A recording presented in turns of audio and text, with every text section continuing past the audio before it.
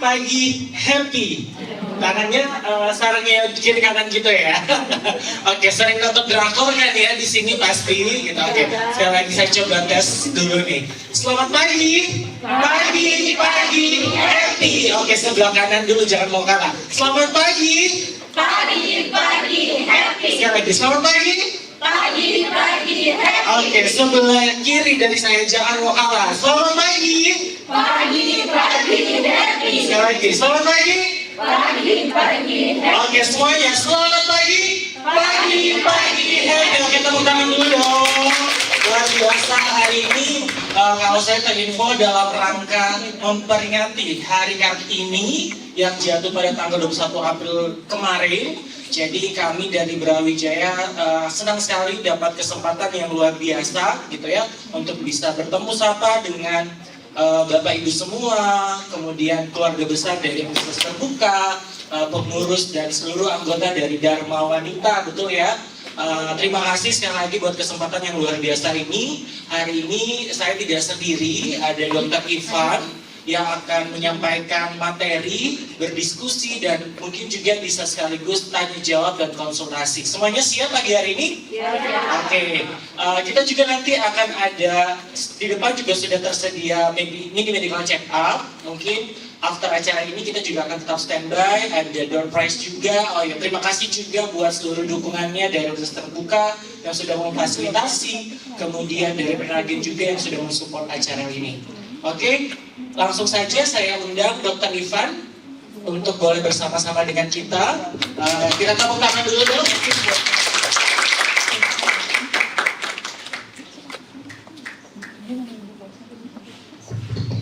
Oke, ya, assalamualaikum warahmatullahi wabarakatuh. Selamat pagi.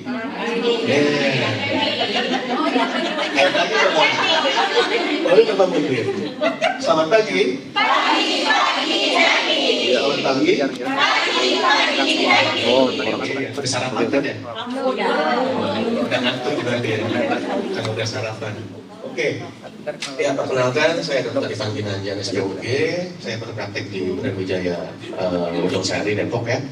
Dalam hal ini, karena tadi eventnya dalam rangka Hari Kartini ya, maka kita angkat tema dalam hal ini yang aspeknya sangat penting, begitu. Nggak hanya untuk pria, tapi juga wanita. Nah, karena saya dokter Objin dan ini temanya Kartini, otomatis saya hanya bahas yang perempuan ya, saya hanya bahas yang wanita. Jadi bapak-bapak yang mungkin nggak banyak di sini, selain panitia kali ya, mayoritasnya ibu-ibu semua. Jadi kalau misalnya bisa disampaikan kepada pasangannya, pada istrinya juga bisa, yang mungkin nggak hadir dalam kesempatan hari ini. Oke, kita mulai. Baik. Nah, jadi apa yang bisa saya akan bahas? Jadi ada beberapa poin. Yang pertama, pengenalan secara singkat ya, nggak akan terlalu yang detail tingkat seluler ya, tingkat sel dan lain-lain.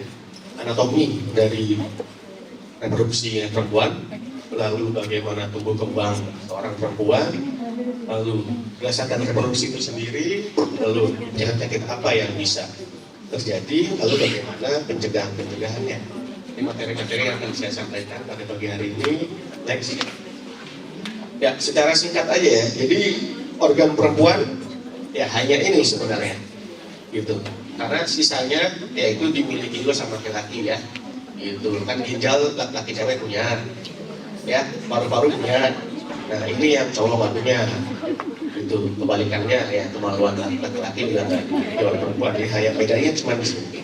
Oke, terdiri dari ya satu badan rahim itu, dan kanan kiri ada saluran telur atau tuba, lalu indung telur atau ovarium. Nah, di yang bagian luarnya mulut rahim atau serviks, lalu yang luar sampai ke jalan lahir, sampai ke yang luar kemaluannya itu adalah vaginanya. Lanjut. Oke. Nah, ini yang kemaluan luar ya. Pubis itu yang rambut kemaluannya, gitu. Ya, bahasa nyelenehnya jembut lah ya. Nah, jangan langsung ditawa ya. Pubis. Nah, lalu yang lubang kencing itu uretra. Nah, di atas lubang kencing itu klitoris ya, pusat rangsangan perempuan di situ. Oke. Ini kita nggak ngobrol musuh ya, kalau kemaluan pasti tahu. Nah, terus yang kemaluan luar itu ada 2 daunnya ya, labia minor sama labia mayor itu yang lipetan-lipetan di luarnya. Lalu selaput darah atau himen, ya di dalamnya itu ada vaginanya. Lalu sebelum ke anus itu ada jarak ya, kulit dari yang vagina bawah sebelum ke anus itu namanya perineum ya. Itu yang biasanya kalau lahiran yang sering robek ya daerah perineum. Oke, lanjut. Nah, selaput darah itu bentuknya ada macam-macam gitu. Jadi jangan kok ini kayaknya kurang rapat, ada bolongnya dikit. Wah, nanya kan udah dipakai nih misalnya ya. Belum tentu. Selama dia bentuknya utuh, dia tidak ada tanda robekan, itu masih selaput darah yang normal. Jadi bentuknya ada variasi gitu. Terus kalau nemu mungkin anak, saudara gitu ya, yang selaput darahnya kesannya tidak rapat, nah jangan buru-buru dijudge bahwa oh ini udah pernah berhubungan nih, gitu ya. Calon istri misalnya gitu ya. Bukan apa juga calon istri dan lihat vagina ya kan. Karena belum tentu karena berhubungan, jatuh misalnya, atau sering manjat-manjat pohon gitu ya, kan banyak yang cewek-cewek juga sporty gitu ya, nggak yang terlalu feminin, itu tomboy. Terus terluka, itu daerah kemaluannya bisa aja selaput darahnya robek, jadi bukan berarti kalau selaput darahnya memang sudah tidak utuh lalu lantas penyebabnya hanya pasca berhubungan, belum tentu. Lanjut. Terus kita lanjut ke itu anatomi udah cukup sampai situ ya, dari dalam sampai keluarnya. Nah, kita lanjut ke masalah perkembangan atau tumbuh kembang orang perempuan. Dalam hal ini kita bahas dulu pubertas ya, gitu, atau akhir balik biasanya sekitar 8-13 tahun biasanya.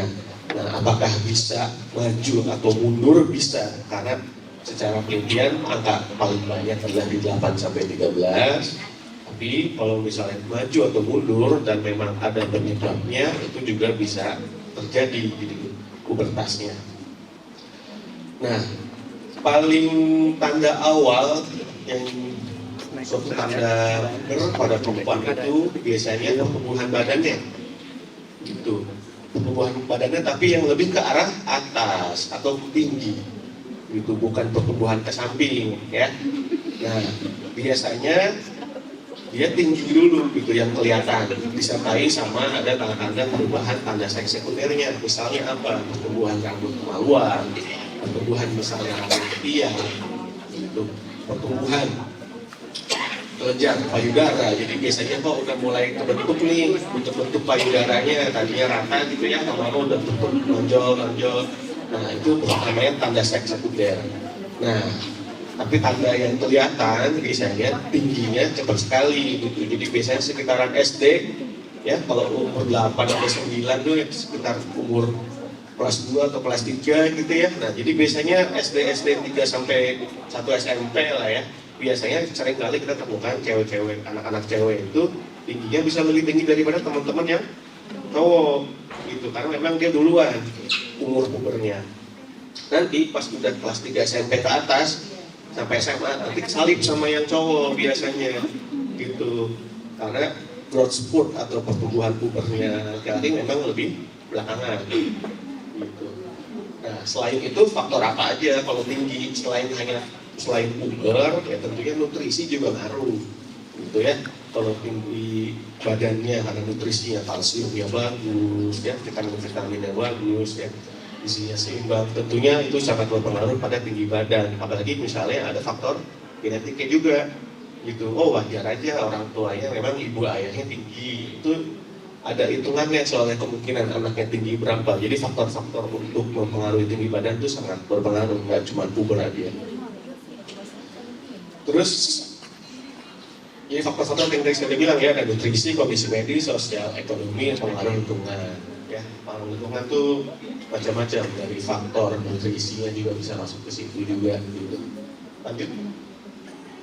Nah, ini ya, jadi kalau pada laki sama perempuan ya, jadi yang sisi biru ini yang laki-laki, yang sisi pink itu yang perempuan. Yang tadi saya udah sempat singgung, ada pembesaran payudara, pertumbuhan rambut tinggi atau pubis, tinggi berat badan yang juga bertambah, dan biasanya ya paling sering ya kalian biasanya kelenjar minyak ini juga jadi lebih aktif ya, jadi sangat tinggi kemungkinan atau terjadinya tahu-tahu jerawatan gitu. Nah, itu salah satu tanda-tanda tuh, karena perubahan hormon pada badannya juga sudah berubah dibanding saat dia sebelum berubah.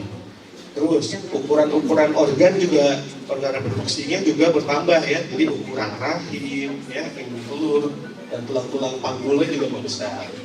Timbul jerawat, nah perubahan mood sama emosi ya, ini sangat pengaruh sama hormon nih gitu. Jadi apalagi yang udah sampai dengan menstruasi ya, nah jadi jangan heran tuh kalau ngobrol disinggung atau bercanda dikit tahu-tahu berubah emosi gitu ya, mood swing gitu. Jadi kalau para cowok tuh kalau udah deket-deket tanggalan mens istrinya ngomong dikit salah, udah maklumin aja ya. Udah pasti salah, udah senggol bacok gitu.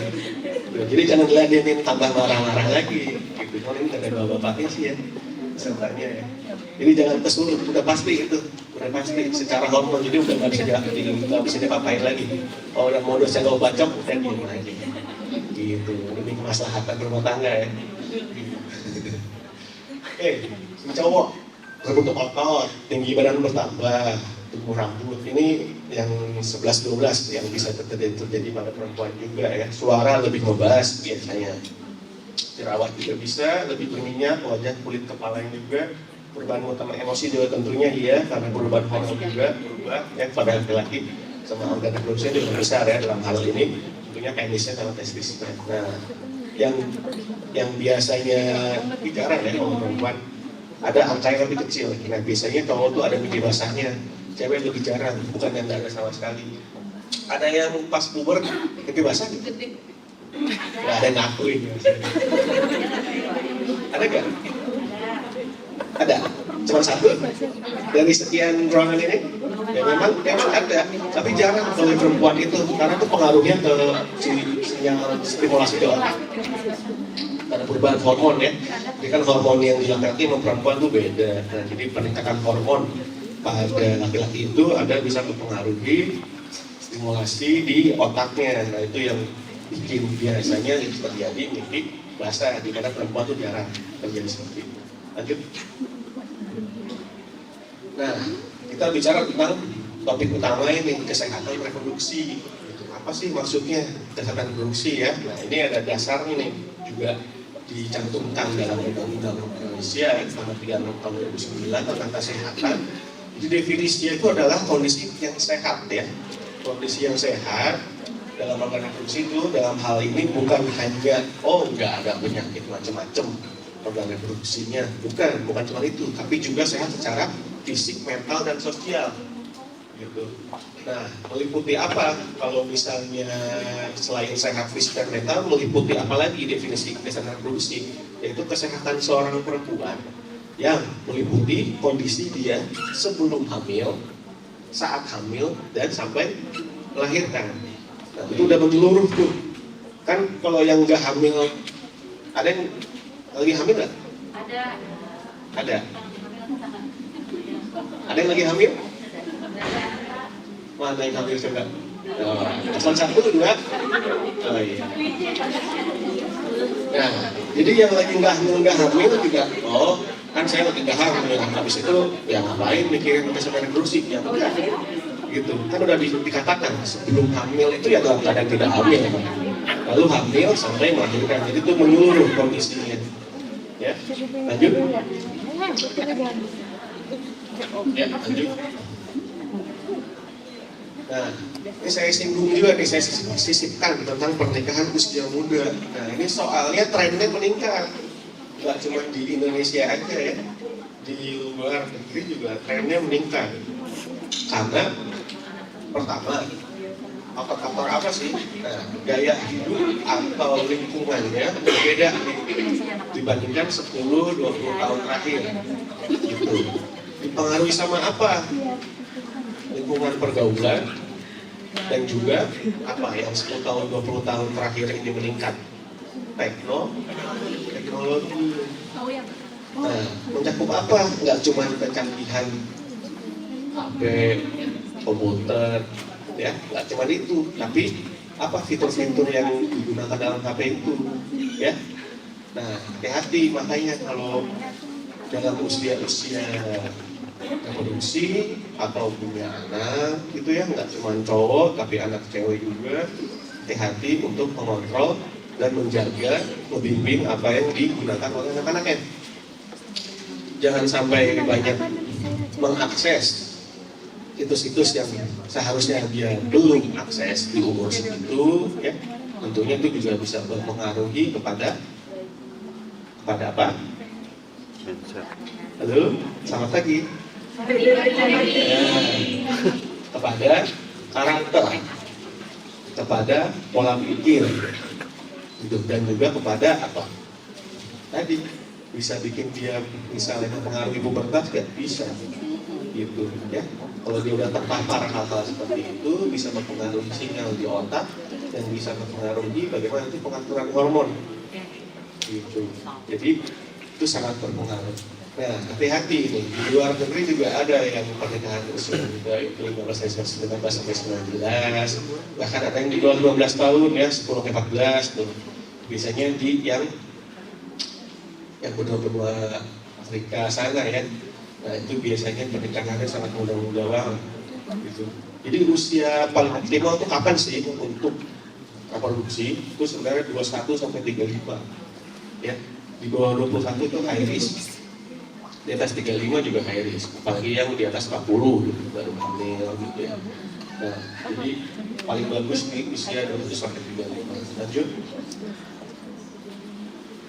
Nah, apa gangguan-gangguan atau masalah yang mempengaruhi kesehatan reproduksi gitu? Gangguannya apa? Misalnya paling sering gangguan mens, ya. Ini faktor-faktor yang mempengaruhinya banyak banget, ya cuma faktor hormon, ya. Tapi juga bisa faktor-faktor stres dari mental juga bisa. Nah, selain dari faktor-faktor nanti yang seperti nutrisi, olahraganya kurang, misalnya nutrisinya berlebih, olahraga kurang, akhirnya obesitas, bisa bikin gangguan mens. Nutrisinya sama asupannya kurang, jadinya sangat kurus gitu ya, terlalu underweight, akhirnya gangguan mens juga gitu. Nah, lalu gangguannya bukan cuma sering atau jarang haid, tapi misalnya jumlah darahnya. Oh, mensnya banyak banget nih sehari, bisa lebih dari 1 balut gitu ya, penuh lagi.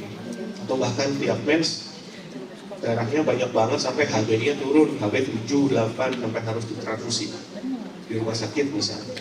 Nah, terus nggak pernah diperiksa ke dokter, akhirnya nggak tahuan ternyata ada penyakit-penyakitnya yang bikin keluhan seperti itu. Ya. Terus selain gangguan mens apa? Keputihan, terus nanti ada contohnya atau gambarnya. Mana sih yang bisa dibilang yang keputihan normal sama yang keputihan memang yang sudah disebabkan oleh infeksi atau penyakit ya. Jadi yang harus di treatment dengan antibiotik misalnya, seperti apa? Itu cirinya. Lalu iritasi vagina misalnya gara-gara apa? Misalnya sering pakai pembersih organ pengetahuan, liner yang terlalu sering gitu ya, atau sering cukur rambut kemaluannya dengan alat cukur yang nggak steril, nggak bersih gitu. Nah, itu bisa bikin infeksi dan peradangan dan juga iritasi vagina.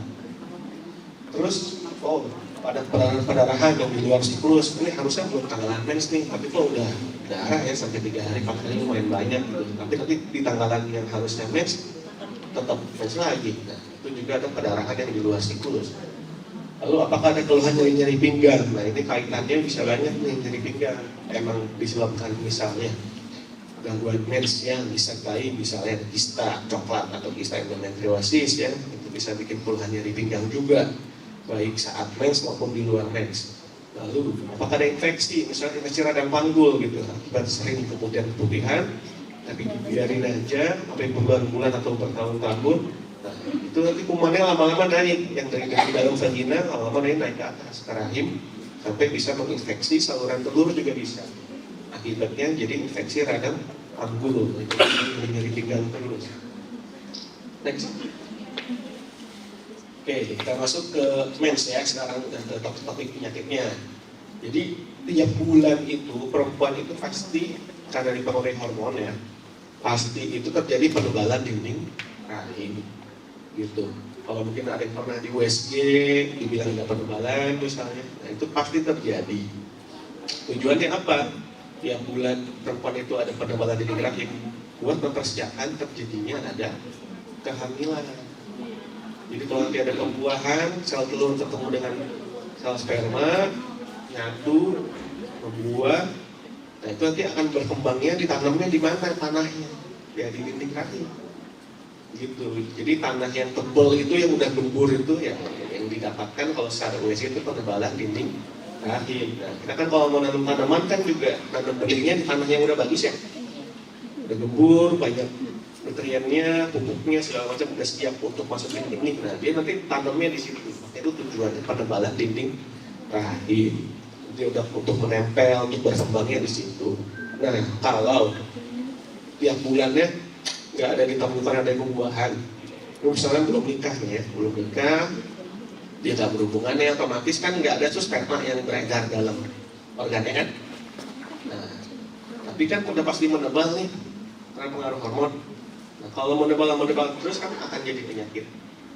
Tapi karena nggak ada terjadi pembuahan nih, dia memang tidak menikah, maka itu komunikasi antara rahim sama otak. Ini kan kalau tebal terus jadi penyakit nih. Tipisin dong, oke. Nah akhirnya otak merintah buat merangsang rahim membuat menstruasi. Jadi dinding rahimnya dibikin jadi tipis lagi, gitu. Nah pas udah tipis, kalau diukur USG itu biasanya ketebalan. Kalau diukur USG itu biasanya tipis itu sekitar 2 mm aja, itu biasanya mensnya udah berhenti. Gitu. Jadi misalnya mens nih 5 hari selesai misalnya. Nah ibaratnya pas hari 5 hari 6 itu kalau misalnya di USG transvaginal ya dari bawah itu ketebalannya paling 2 mili. Nah itu tujuannya. Nanti sesuai siklusnya lagi dia akan membelin lagi gitu. Oh masih ingin terjadi kehamilan juga, ya ditipisin lagi. Cuma kalau ada gangguan hormon, nah itu komunikasinya rahim sama otak itu ada yang miskomunikasi. Oh saya nggak haid kok udah 3 bulan. Masih single nih ya, nggak udah 3 bulan gitu. Terus berat badannya juga misalnya gemuk gitu ya, obes gitu ya. Pas dicek USG memang tebalnya tebal banget, di atas 7 atau 8 mm ya 3 bulan nggak haid. Biasanya udah bisa belasan milimeter tuh. Nah itu sinyalnya tuh kemana gitu kan ya. Kalau dia kan nggak, masih single nih, nggak ada sperma yang masuk, nggak ada berhubungan. Nah itu bisa dipengaruhi sama tadi contohnya obesitas ya, itu bisa ngerangsang komunikasi rahim otaknya itu nggak sejalan, akhirnya nggak terjadi ovulasi. Ovulasi itu sel telurnya keluar dari rumahnya ya. Nah kalau itu nggak terjadi ya nggak akan terjadi haid gitu. Jadi ini nggak haid karena misalnya pengaruh hormonnya tidak seimbang, karena tadi misal contohnya di obesitas ya. Jadi seperti itu. Lanjut. Nah, gangguan mens. Gangguan mens banyak macamnya nih. Gangguannya dalam segi apa? Ya, dalam segi perdarahannya yang memanjang. Memanjang ini secara durasi ya. Biasanya ya 5 sampai 6 hari. Biasanya haid berhenti. Ini udah 14 hari dong gitu. Nah, itu namanya memanjang. Jadi durasinya yang melebihi dari durasi normalnya. Sebenarnya sampai hari ke-7 itu masih bisa dikatakan normal ya secara umum. Jadi kalau yang udah di atas 7 hari dan apalagi udah terjadinya sering ya, udah lebih dari 3 siklus haid selalu di atas 1 minggu, berarti lebih baik diperiksa dulu. Terus perdarahannya banyak. Nah kalau ini dalam segi jumlah, biasanya paling 1 hari ganti pembalut 3, 4. Nah ini yang udah 2 bulan terakhir saya habis 8 sampai 10 udah penuh lagi. Atau ya saya ganti pembalut bisa 6 kali, tapi 1 kalinya itu saya selalu double kan. Nah, jadi kan itu totalnya 12 tuh ya. Nah itu juga perdarahan yang banyak atau yang melebihi perdarahan normal. Soalnya paling selama 1 siklus haid, misalnya haid itu 5 hari ya, itu paling kalau di total darahnya paling cuma 75 cc kalau yang normal gitu. Tapi yang kalau yang ekstrim ya bisa aja sampai 300 totalnya ya. Selama misalnya dia haid itu, misalnya haidnya sampai 10 hari banyak lagi, nah itu bisa aja kehilangan 300, 400. Itu udah jelas darah segitu, HB-nya turun pasti. Gitu. Nah, tapi kalau cuma kehilangan 7,5 cc, biasanya nggak signifikan turun HB-nya. Gitu. Nyampe turun 1 juga enggak. Gitu. Makanya memang udah didesain sedemikian rupa sama Allah tuh. Kalau yang namanya haid itu, dan tentunya haid yang normal itu nggak akan bikin gangguan apa-apa. Gitu. Haid yang normal nggak akan bikin masuk rumah sakit untuk transfusi darah. Nah, jadi kalau udah ada sesuatu yang mengganggu, nah itu berarti ada penyebabnya, berarti ada masalah, ada penyakitnya. Nah, itu yang harus diperiksa. Lalu siklus nggak teratur. Nah, jadi kan idealnya tiap bulan tuh haid. Soal tanggal itu plus minus ya. Jadi siklus haid itu kan rata-rata itu 28 hari. Tapi yang dikatakan normal itu sebenarnya 21 hari sampai 35 hari itu masih normal. Batasnya banget itu. Jadi kalau sebelum 21 hari udah ketemu haid lagi, mulai haid lagi, itu yang namanya siklusnya kecepatan. Pendek siklusnya. Tapi kalau di atas 35 hari ini jarak dari hari pertama haidnya dari bulan sebelumnya, nah itu namanya siklusnya panjang atau lama. Jadi ketemu itu lama. Apalagi sudah terjadi misalnya at least 3 bulan berturut-turut. Nah itu harus diperiksa kalau siklus 3 bulannya berantakan. Nah, kenapa ada range tadi siklusnya? Karena memang nggak mungkin semua wanita itu, nggak mungkin ada perempuan juga yang dari dia pertama haid dari remaja sampai haid dia di terakhir menjelang udah tua nih, udah menopause ya. Nah itu nggak ada yang tanggalnya sama terus, tuh nggak ada. Dari remaja tanggal 16 terus saja 16 nggak mungkin. Itu nggak ada ya. Pasti ada plus minusnya. Makanya plus minus berapa yang masih dikatakan normal? Plus minus 7. Ya. Contoh. Jadi kalau ini tanggalnya kan hari tanggal 24 ya, nggak enak lah. Tanggalnya terlalu akhir. Saya ambil contoh tanggal 15 deh. Misalnya tanggal 15 April hari pertama nih ya. Karena 5 hari selesai gitu ya, tanggal 20 selesai. Nah, jadi ekspektasinya di bulan depan, di bulan Mei, kalau bulan ini haid pertama di tanggal 15 April, maka tanggal berikutnya adalah plus minus 7 dari tanggal hari pertama. Jadi kalau tanggal 15 kurang 7, 8. 15 tambah 7, 22. Jadi ekspektasinya adalah bulan Mei, kalau dapat haid di tanggal 8 sampai 22, itu masih normal. Hitung-hitungnya ya. Jadi tanggal hari pertama bulan ini udah haid nih, tanggal pertamanya tanggal berapa? Nah, ekspektasi untuk tanggal bulan depannya di plus minus 7 dari tanggal hari pertama. Ya, jadi 15 kurang 7 tambah 7, jadi 8 sampai 22. Itu rentang yang masih dikatakan normal. Jadi kalau sebelum tanggal 8 Mei udah haid, berarti maju tuh. Pendek di bawah 21 hari. Berarti setelah tanggal 22 Mei, kalau akhirnya baru dapat setelah tanggal 22, berarti siklusnya panjang di atas 35. Gitu ya. Ada yang baru tahu? Ada yang baru tahu? Atau tidak tahu? Selamat pagi. Ini pelan-pelan ini turun nih. Harapannya apa? Oke, lalu nyeri saat menstruasi. Nah, jadi nyeri itu normal apa enggak sih dok? Nyeri itu bisa normal, bisa juga enggak. Tergantung skala nyerinya gimana. Ya, kalau nyeri-nyerinya ya seperti biasa kram gitu ya. Walaupun saya nggak pernah ngerasain sih ya. Nah, tapi kalau tidak mengganggu aktivitas sehari-hari, ya sampai nggak mesti banget minum obat anti nyeri atau obat anti nyeri udah nggak mempan sampai harus anti nyerinya yang suntikan misal, itu yang udah nggak normal. Jadi kalau nyerinya itu tidak mengganggu aktivitas dan bahkan nggak mesti banget anti nyeri ya, harus konsumsi anti nyeri, itu masih bisa normal. Gitu. Kalau emang nyerinya lumayan hebat sampai cuman cukup anti nyeri yang minum, itu masih batas toleransi. Tapi kalau yang anti nyeri minum itu udah nggak mempan, dia selalu setiap haid harus ke IGD disuntik anti nyeri. Kalau nggak bisa kerja, nggak bisa aktivitas sehari-hari. Hati-hati gitu. Terus sebaiknya diperiksain dulu tuh Gitu. Karena nyeri haid yang normal, ya, yang tadi saya kembali lagi ya, qadarullah-nya, itu tidak akan mengganggu apa-apa kehidupan sehari-harinya. Gitu. Jadi kalau udah sampai nggak bisa aktivitas setiap haid, atau skala nyeri paling gampang adalah tadi ya, sampai harus minum atau suntik ada nyeri, atau sampai nyerinya sampai bikin keluar air mata, itu udah yang skala nyerinya udah berat, ya, itu bukan nyeri haid yang normal.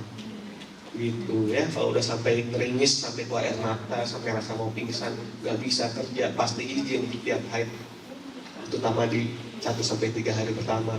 Nah itu hati-hati, sebaiknya diperiksain dulu. Nah, terus gangguannya pendarahan apa nih yang nggak normal? Penyebabnya apa? Ya gangguan masa subur tadi, ya, dia nggak ovulasi, gangguan hormon misalnya.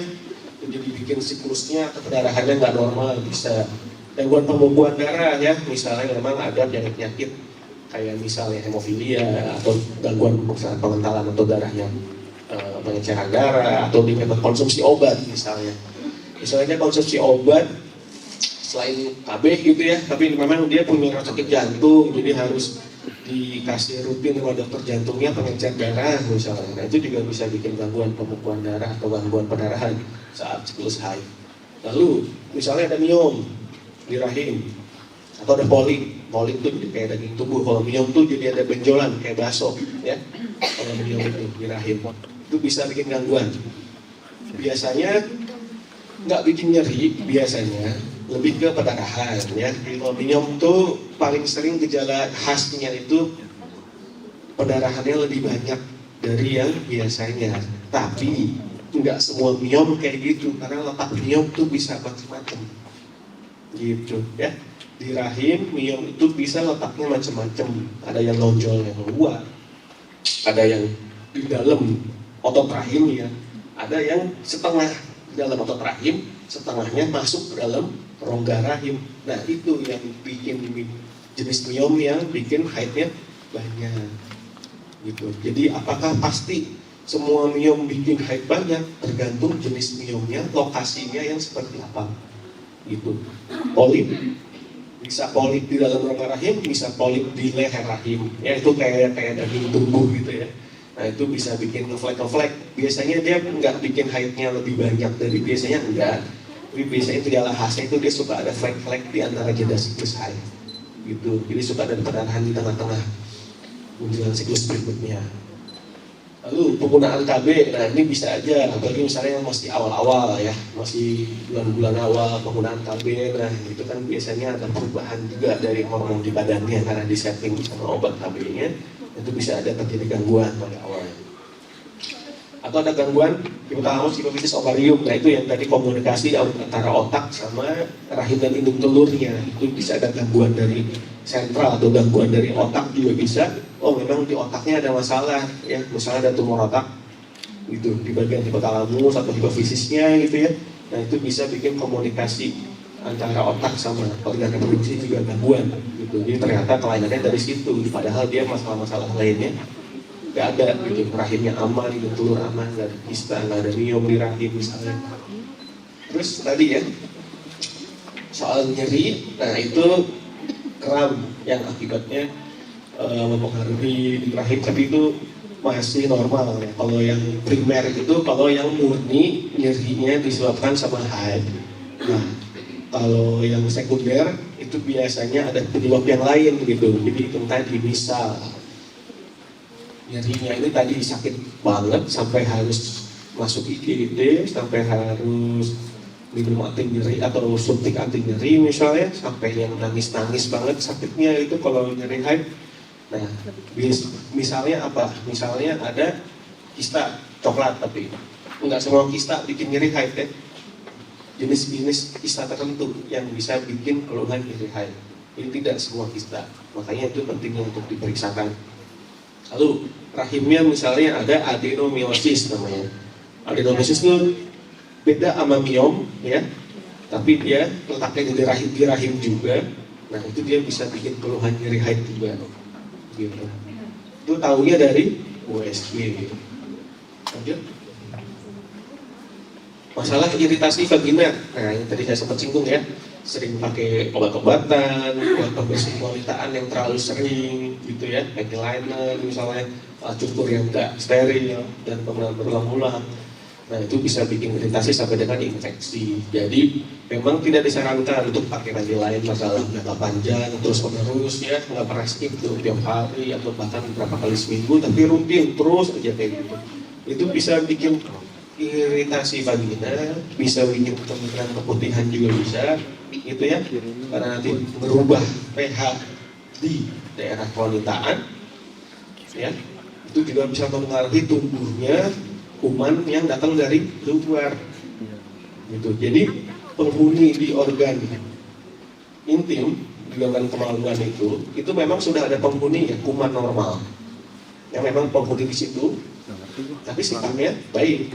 Makanya kuman normal atau flora normal istilahnya, ya, kuman baik ya kalau simpelnya. Tujuannya apa? Dia sifatnya satpam untuk jagain kompleknya alias di organ reproduksi. Nah, kalau pH-nya ini jadi berubah banget si daerah kemaluan ini karena ventilator, pembersih pH, vagina dan lain-lain untuk korban iklan ya, dan jangka panjang. Nanti ini satpamnya pada mati semua banyaknya.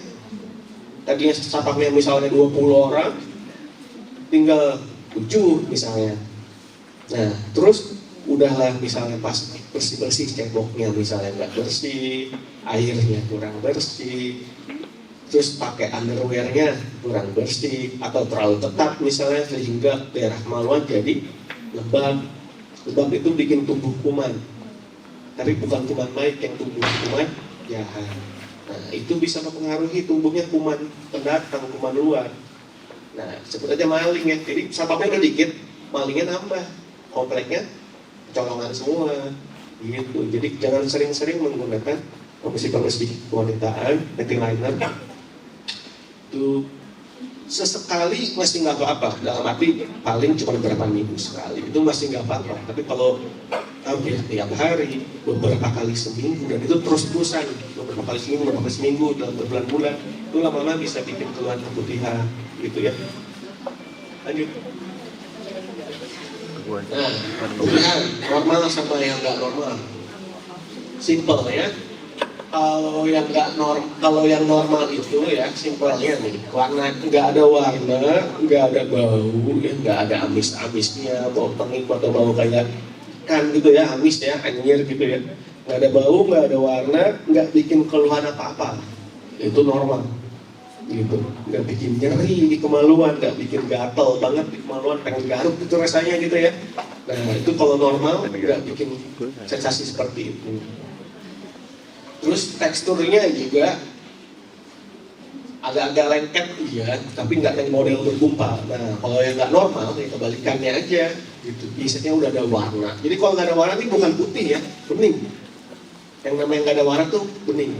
Jadi kalau putihnya kayak yogurt, agak-agak kuning, agak-agak kadang ada yang sedikit agak-agak hijau misalnya. Nah itu udah ada kuman. Jadi kalau udah pakai warna, pakai bau, pakai keluhan, ada nyeri, gatel banget bahkan gitu ya. Nah itu jangan disepelein, langsung periksa, bener gak? Bisa pakai alat dari bawah, kalau emang ada keputihan yang udah terbukti harus diobatin, ya itu harus diobatin. Kalau dibiarin nanti kumannya bisa naik ke atas, karena infeksinya kemana? Ke rahim sama organ sekitar rahim, jadi bisa bikin infeksi radang panggul. Nah kalau yang normal itu bisa disebabkan karena perubahan hormon gitu ya, bisa saat siklus haid, bisa saat karena pengaruh karena kehamilan gitu ya, atau karena misalnya konsumsi pil tadi gitu, itu kan kaitannya sama hormon. Nah, atau karena diabetes itu juga bisa karena pengaruh hormon, mempengaruhi hormon yang mengatur siklus haid.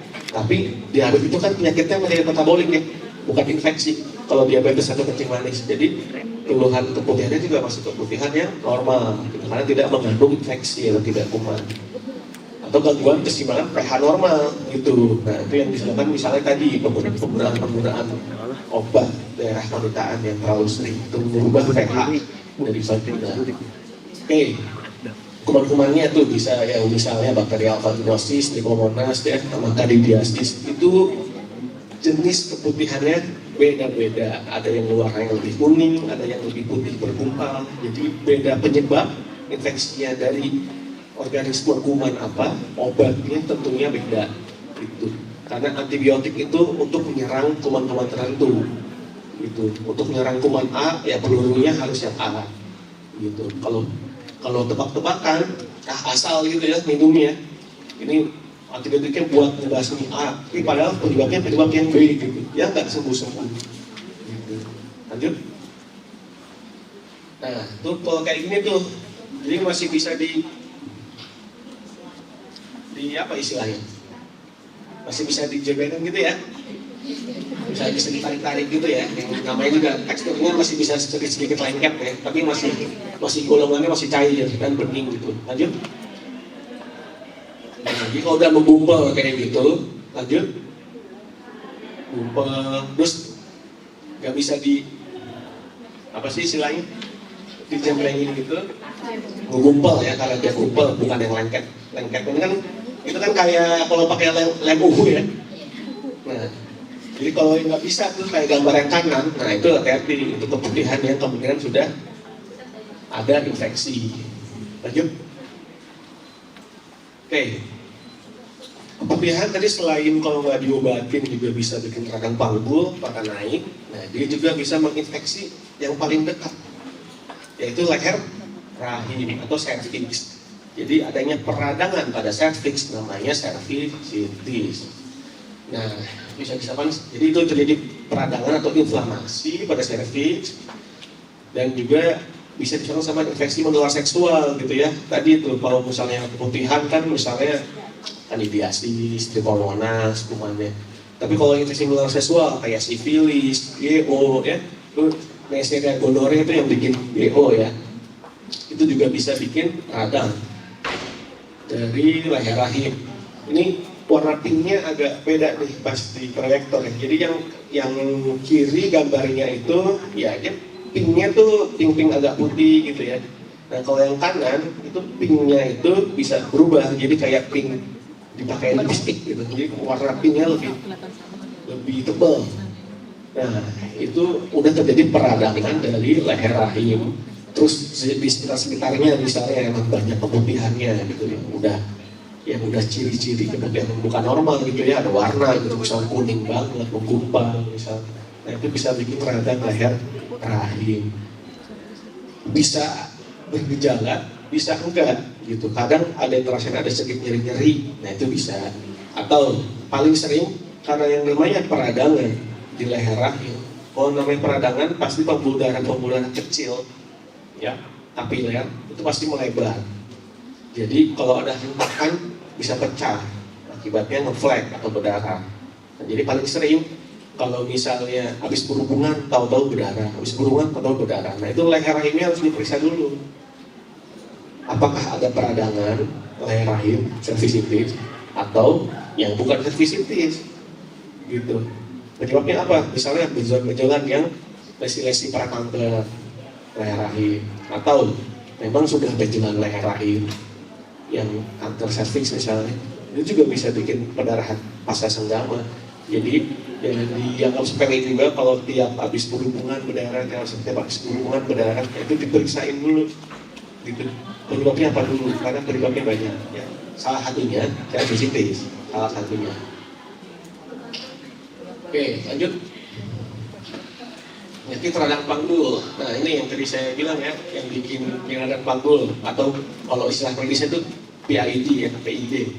Itu pelvic inflammatory disease ya. Nah itu yang tadi disebabkan karena adanya infeksi daerah wanita, daerah vagina berulang dan nggak pernah terobati juga gitu.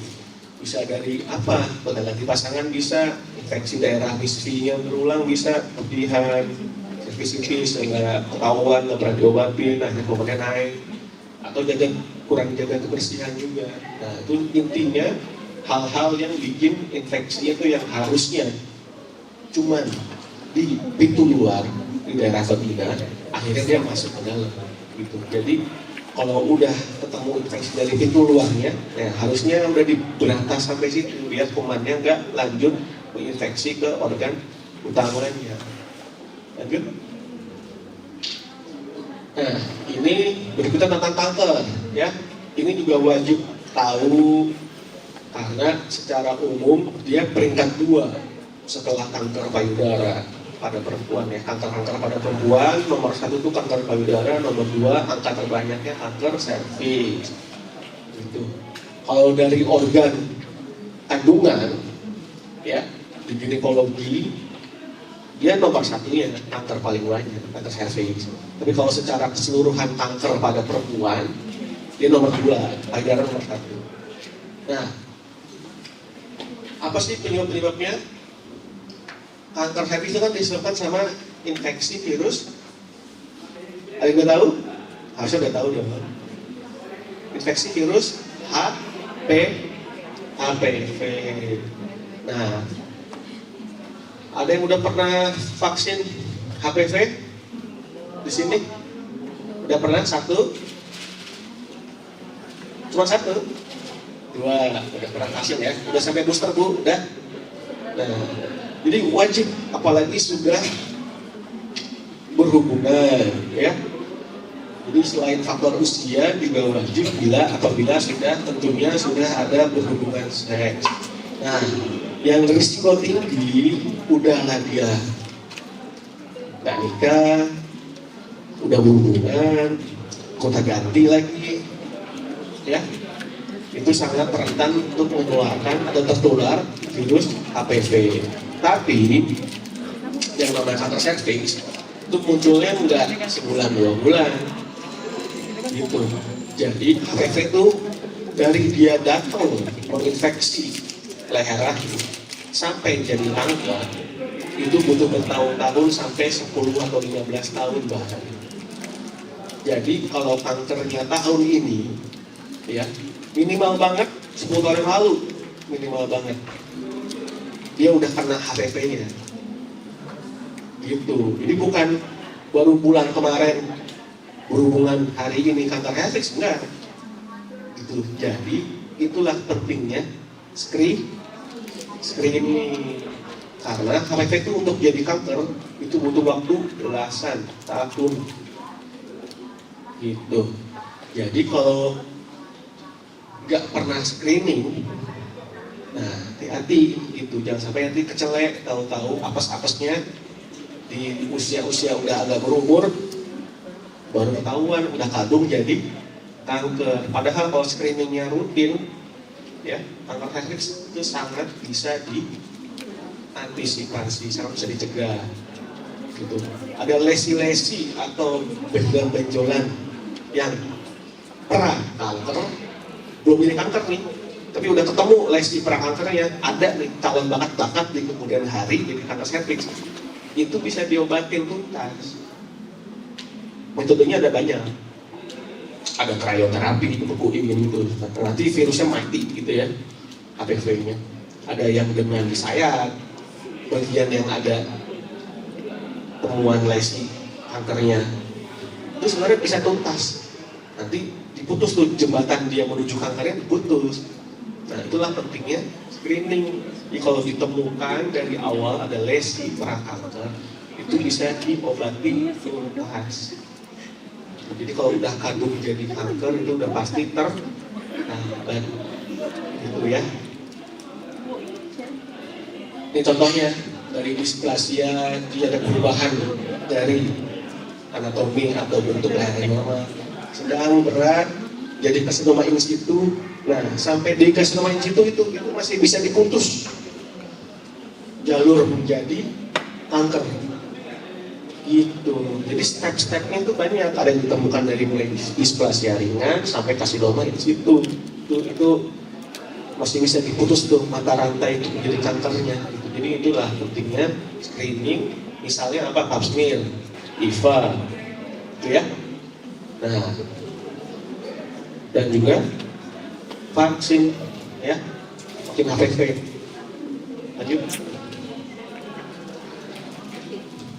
Terus masalah berikutnya, penyakit atau infeksi menular seksual, misalnya kutil pada kelamin atau kondilom ya, bulat-bulat banyak gitu ya sampai ada tangkainya, terus herpes, GO ya, gonorrea, rajasingka, sifilis, dan juga yang lain-lain nih, HIV, AIDS ya, hepatitis B, hepatitis C, ya, itu salah satunya yang bisa ditularkan lewat seksual. Lanjut. Nah, kita lanjutnya ke kehamilan. Tadi yang hamil ada berapa tadi? 2. Nah, dan pada trimester berapa? 2. Oke, kita masuk ke topik kehamilan. Ya, jadi kalau definisinya ya dari American College of Obstetrics and Gynecology ya, ACOG, itu berarti hamil itu definisinya adalah punya anak atau keturunan yang berkembang dalam rahim seorang wanita dari pembuahan ya, dengan diikuti perubahan tubuh tentunya, karena hormon juga pasti semuanya berubah gitu. Jadi pasti ada perubahan tubuhnya dari mulai nanti pembesaran kelenjar, ya, postur, berat badan itu pasti ada berubah. Pembuluh darah, ya, bisa melebar menipisnya pembuluh darah itu karena pengaruh hormon juga bisa. Dan pencernaan juga bisa berubah. Kok jadi sering banyak mual muntah, terutama di awal-awal ya karena kerja lambung lama usus dia lambat, karena disebabkan oleh hormon yang berubah pada kehamilan. Gitu. Dan definisinya itu adalah 280 hari atau 40 minggu ya. Jadi kalau pernah di USG dapat tanggal HPL-nya, dan tanggal HPL itu adalah tanggal 40 minggunya gitu. Jadi itu titik di mana hati-hati kalau sampai tanggal segitu masih belum lahir, itu warning sign-nya ya. Jadi apakah kondisi janinnya masih bagus apa enggak, ketubannya masih bagus apa enggak, aliran darah kalipusannya masih bagus apa enggak, kira-kira memungkinkan aman atau tidak yang lahiran normal, ada indikasi untuk apakah harus sesar atau bisa lahir normal. Nah itu jangan sampai kelewat 12, oh udah HPL nih, terus gak pernah kontrol lagi tuh sampai lewat 4-3 minggu misalnya, tahu-tahu gak ngerasa gerakan janin lagi, itu janinnya udah kandung, pas diperiksa udah kandung meninggal dalam kandungan gitu. Hati-hati karena makin mendekati tanggal HPL maka fungsi ari-ari atau fungsi plasenta itu akan makin berkurang kualitasnya. Jadi biasanya akan disertai air ketuban jumlahnya makin berkurang gitu ya. Nah, tiap orang tuh beda-beda, ada yang makin dekat tanggal HPL udah misalnya lusa HPL ini, tahu-tahu pas dia USG udah dikit banget, udah mengarah mau habis misalnya ketubannya. Bisa, karena kan kualitas plasenta tiap orang itu juga beda-beda terkait sama nutrisi ya, pembuluh darahnya itu kan bisa beda-beda. Gitu. Dia jangan sampai nggak pernah kontrol rutin, apalagi sudah sampai tanggal HPL masih belum lahir, nggak pernah konsultasi lagi, nggak pernah periksa lagi, tahu-tahu kondisi janinnya udah nggak bagus. Lanjut. Jadi kapan sih yang terbaik buat hamil? Yang tadi saya bilang itu udah dari BKKBN juga ya, 21 sampai 35. Di bawah 21 dan di atas 35 maka itu lebih high risk, apalagi yang ekstrim high risknya itu kalau yang hamil di atas umur 40. High risknya itu apa? Maksudnya risiko tingginya apa? Nah baik risiko tinggi buat ibu dan juga janin.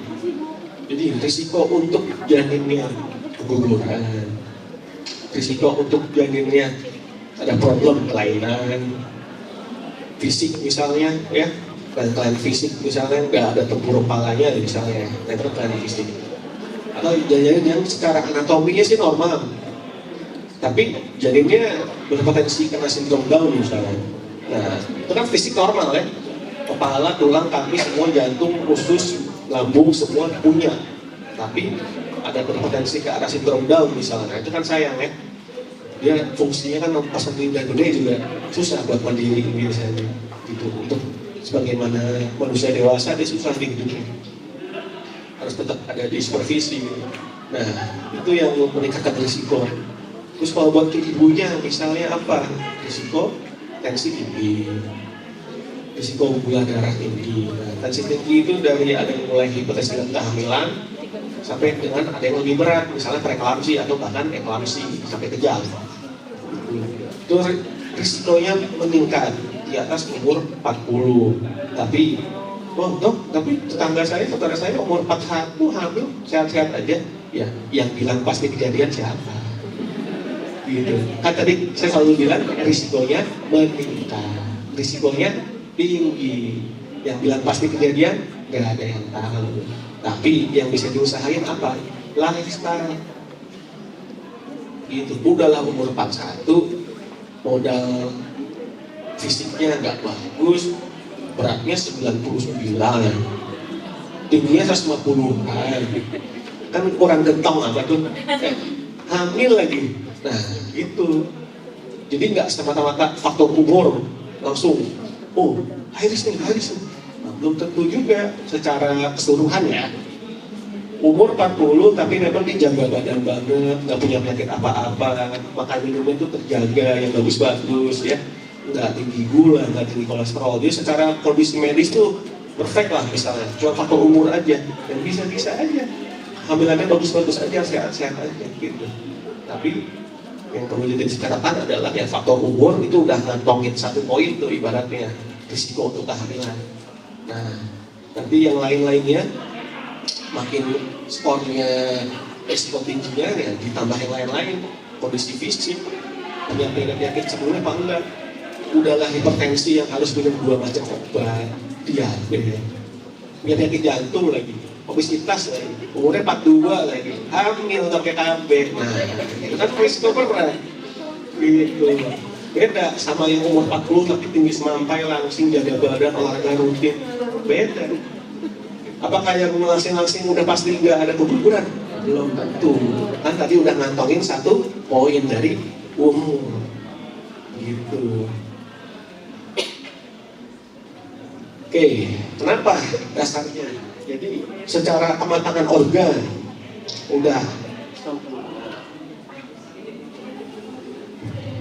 kematangan organ udah sempurna. Ibaratnya rahim itu udah matang, udah siap untuk adanya terjadi kehamilan, pembuahan sampai kehamilan. Makanya di bawah 21 itu kematangan organ juga belum sempurna. Makanya itu risiko tingginya itu sama kayak yang di atas umur 35 atau bahkan 40. Risiko keguguran, risiko penyakit yang lain, risiko cacat dan segala macam itu risikonya sama. Dari segi ekonomi juga biasanya sudah mampu, biasanya kan usia-usia yang sudah bekerja, bisa nyari nafkah gitu ya, dibanding yang umur mungkin di bawah itu gitu.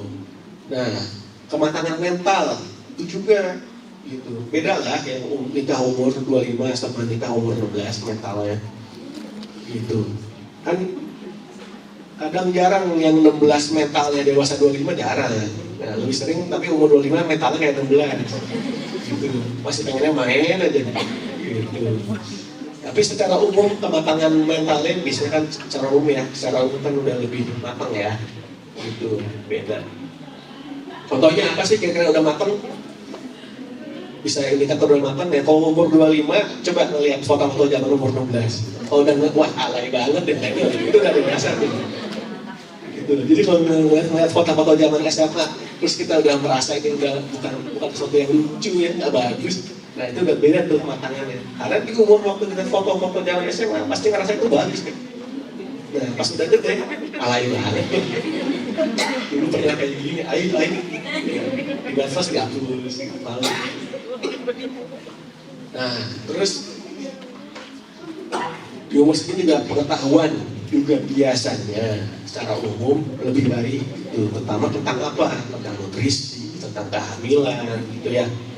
Kan apalagi sekarang akses informasi itu sudah sangat luas, tapi ya pedang bermata dua gitu kalau dari sumber-sumber yang nggak jelas. Cuma modal mbah Google, cuma modal ada video-video singkat di TikTok, di Instagram, di YouTube yang mungkin bukan di bidangnya. Nah itu hati-hati, jangan telan mentah-mentah gitu. Cari literasi atau bahkan konsultasi gini. Jadi jangan langsung, oh ada ini nih, padahal hoax gitu ya. Oh langsung share di grup keluarga, di grup teman-teman kuliah. Nah itu kan jadi nyebarin hoax jadinya ya. Gitu. Jadi itu sangat penting sebenarnya. Pengetahuan bisa mudah didapat, tapi juga sekarang risikonya mudah untuk tersesat gitu. Karena banyak yang sumber-sumber atau bukan ahli yang membuat video-videonya itu informasinya. Lanjut. Nah, ini tadi ya, udah sempat saya bilang ya, apa sih yang terjadi itu kalau yang usia muda, misalnya prematur, hamilnya juga dengan anemia juga ya, itu sangat tinggi tuh. Selain tadi penyakit kayak tensi tinggi, preeklamsi, anemia juga HB-nya turun itu sangat tinggi terjadi. Terus keguguran berulang, hamilnya dan kelainan atau enggak yang meningkatkan angka kesakitan dan kematian, baik ibu ataupun bayi. Lanjut. Yang di usia tua apa? Ya kurang lebih yang lain-lain kan mirip. Nah tapi faktornya yang membedakan adalah biasanya ya kualitasnya itu yang kurang bagus gitu dari sel telurnya. Makanya tadi bisa meningkatkan risiko. Terus kualitas rahimnya juga tentunya bisa beda. Jadi makanya risiko seperti keguguran, lalu nanti meningkatnya komplikasi seperti hipertensi, preeklamsi, dan juga lahir prematur atau kelainan-kelainan janin. Nah itu tentunya akan meningkat. Atau juga bahkan sampai susah punya anak karena kualitas telurnya udah mulai gak bagus, jadi pas dibuahi nggak jadi atau gampang keguguran. Atau pas sudah dibuahi tapi dia nggak berkembang ke fase selanjutnya, jadi akhirnya nggak ada yang nempel di dinding rahim seperti itu karena kualitasnya sudah kurang bagus. Lanjut. Nah, jadi gimana mencegahnya? Ya, nikahnya, bukan nikahnya, ya itu nikah dan berhubungannya ya paling bagus di 21-35 gitu ya. Terus jangan berhubungan intim sebelum nikah. Itu nggak cuma faktor agama juga, tentunya faktor medis juga. Terus pastikan juga pernikahan kehamilan itu sehat dengan cara apa? Ya tadi lifestyle, terus nutrisi, pola makan yang bagus, dan juga jangan lupa konsultasi. Terus jangan lupa ganti pasangan, ini udah jelas mengurangi risiko infeksi, ya. Nggak cuma tadi cervicitis, nggak cuma tadi penyakit radang panggul, nggak cuma tadi bikin misalnya infeksi menular seksual, gitu ya. Dan risiko mana yang paling kita khawatirkan dan jangan sampai jadinya itu bikin kanker. Saya lanjut. Jadi targetnya apa? Lanjut. Nah, lifestyle ini sebenarnya yang paling utama. Lifestyle, tapi tentunya juga ada faktor genetik dari masing-masing orang, gitu ya. Ibu yang punya kista, punya myom, itu kalau anak perempuannya udah ngantongin bakat itu. Ngantongin bakat ya, bukan berarti anaknya pasti kejadian berkista juga, gitu. Ibunya punya kista coklat, kista endometriosis, itu bikin nyeri haid itu pas dia masih muda. Punya anak nih perempuan. Nah, anak perempuannya udah ngantongin bakat itu. Jadi kalau dia lifestyle yang ngaco, nggak jaga badan, ya, itu bisa di kemudian hari ngalamin kista yang sama dengan ibunya. Nah, bukan berarti dia nyalahin maknya, enggak. Nah, itu kan dia cuma ngantongin bakat. Ke-trigger apa enggak ya? Itu yang nentuin lifestyle. Gitu. Sama kayak diabetes. Enggak murni keturunan, enggak pakai keturunan juga, enggak pernah olahraga, makannya junk food terus, kena diabetes. Iya, bisa. Tanpa ngantongin bakat. Tapi ada dua orang nih. Yang satu orang tuanya diabetes, yang satu orangnya enggak. Lifestyle-nya sama nih. Sama-sama ngaco nih lifestyle nih. Nah, yang orang tuanya diabetes, ya chance atau peluang dia kena diabetes lebih tinggi. Yang ini bisa kena juga nggak? Bisa. Mungkin peluangnya nggak separah yang teman satunya, yang orang tuanya punya faktor diabetesnya, gitu. Tapi tanpa faktor keturunan, si temannya ini bisa kena diabetes, bisa. Peluangnya lebih rendah. Nah, terus ngerasa peluangnya lebih rendah, akhirnya tambah ngaco kan? Nah, akhirnya diabetes juga ini, gitu. Nah, jadi targetnya adalah dengan lifestyle, genetik, dan juga kita tahu kesehatan reproduksi. Harapannya adalah nanti tuh generasi bangsa tuh ya, itu jauh lebih bagus kualitasnya gitu. Nggak cuma sehat, tapi juga bisa lebih cerdas daripada orang tuanya. Itu sih sebenarnya targetnya. Kan kita juga parameter lain kan selain dari angka kematian ibu, angka kematian janin, itu kan ada faktor-faktor yang lainnya kan, gimana misalnya kualitas pendidikannya, terus stuntingnya, kan masih tinggi ya. Nah itu kan juga dipengaruhi dari mana? Stunting bukan dipengaruhi dari ibunya sama orang tuanya nggak ngasih makan yang benar, enggak. Stunting sudah ditentukan dari sejak si ibunya, dari sejak ibunya hamil, enggak. Dari sejak ibunya sebelum ibunya hamil. Gitu. Ibunya nutrisinya gak bagus, punya penyakit macam-macam, habis itu maksain banget. Secara kondisi medisnya sebenarnya, misalnya kita menilai, punya penyakit ini, dia, ini kondisinya nggak lahir hamil sebenarnya. Tahu-tahu dia hamil, maksain banget pengen punya anak gitu ya. Ya memang susah sih kalau emang udah pengen punya keturunan, tapi dia nggak menimbang-nimbang nih manfaat mudaratnya kalau dia hamil mangga gitu ya. Akhirnya hamil juga. Akhirnya nanti pas hamil misalnya jadian lagi, banyak komplikasi ini itu. Lahirnya prematur lagi, 30 minggu, 1,4 kilo, terus ada risiko perdarahan dan segala macam. Lama dinicu misalnya bayinya, di ICU bayi, terus tumbuh sih, hidup misalnya hidup gitu ya.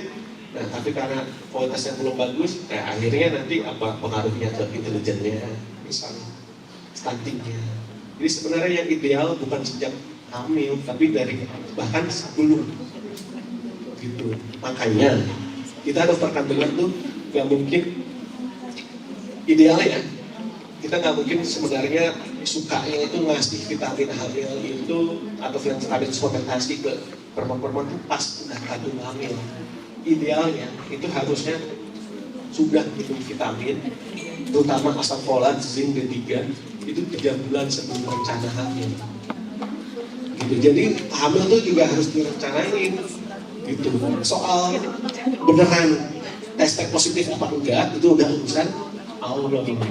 Tapi makanya 3 bulan sebelum rencana hamil itu minum vitamin dulu yang rutin, terutama asam folat, zinc, D3 itu paling penting untuk mengurangi risiko dan dicatat ya, jadinya kelainan, cacat, ibunya dengan risiko tinggi, prematur, hipertensi dan segala macam. Itu idealnya sudah minum vitamin 3 bulan rencana hamil. Gitu. Terus jadinya 3 bulan sama suami puasa dong? Enggak, berhubungan tapi pakai tali dulu. Kan yang dicegah hamilnya, bukan berhubungan. Nah, udah 3 bulan untuk minum vitamin, terusnya vitaminnya lagi monggo berhubungannya nggak pakai pengaman lagi untuk rencana. Oke, gitu. Jadi sebenarnya idealnya ditentukan dari sebelum hamil. Kalau saya udah dok, udah sempurna banget dari awal gitu, hamil sesuai jadwal, ini itu, preeklamsi juga.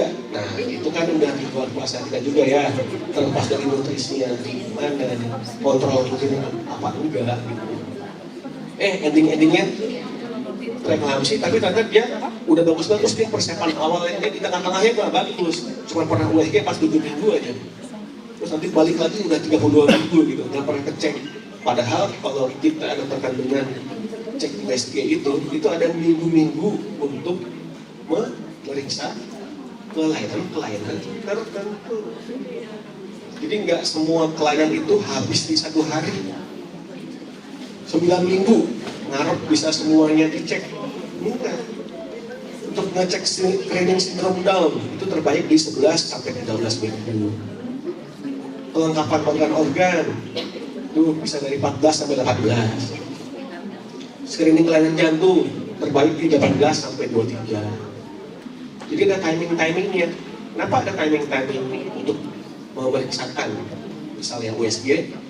Karena itu timing-timing yang beberapa problem atau kelainan tertentu itu yang sangat tinggi akurasi untuk bisa dideteksinya di usia-usia hamil tertentu.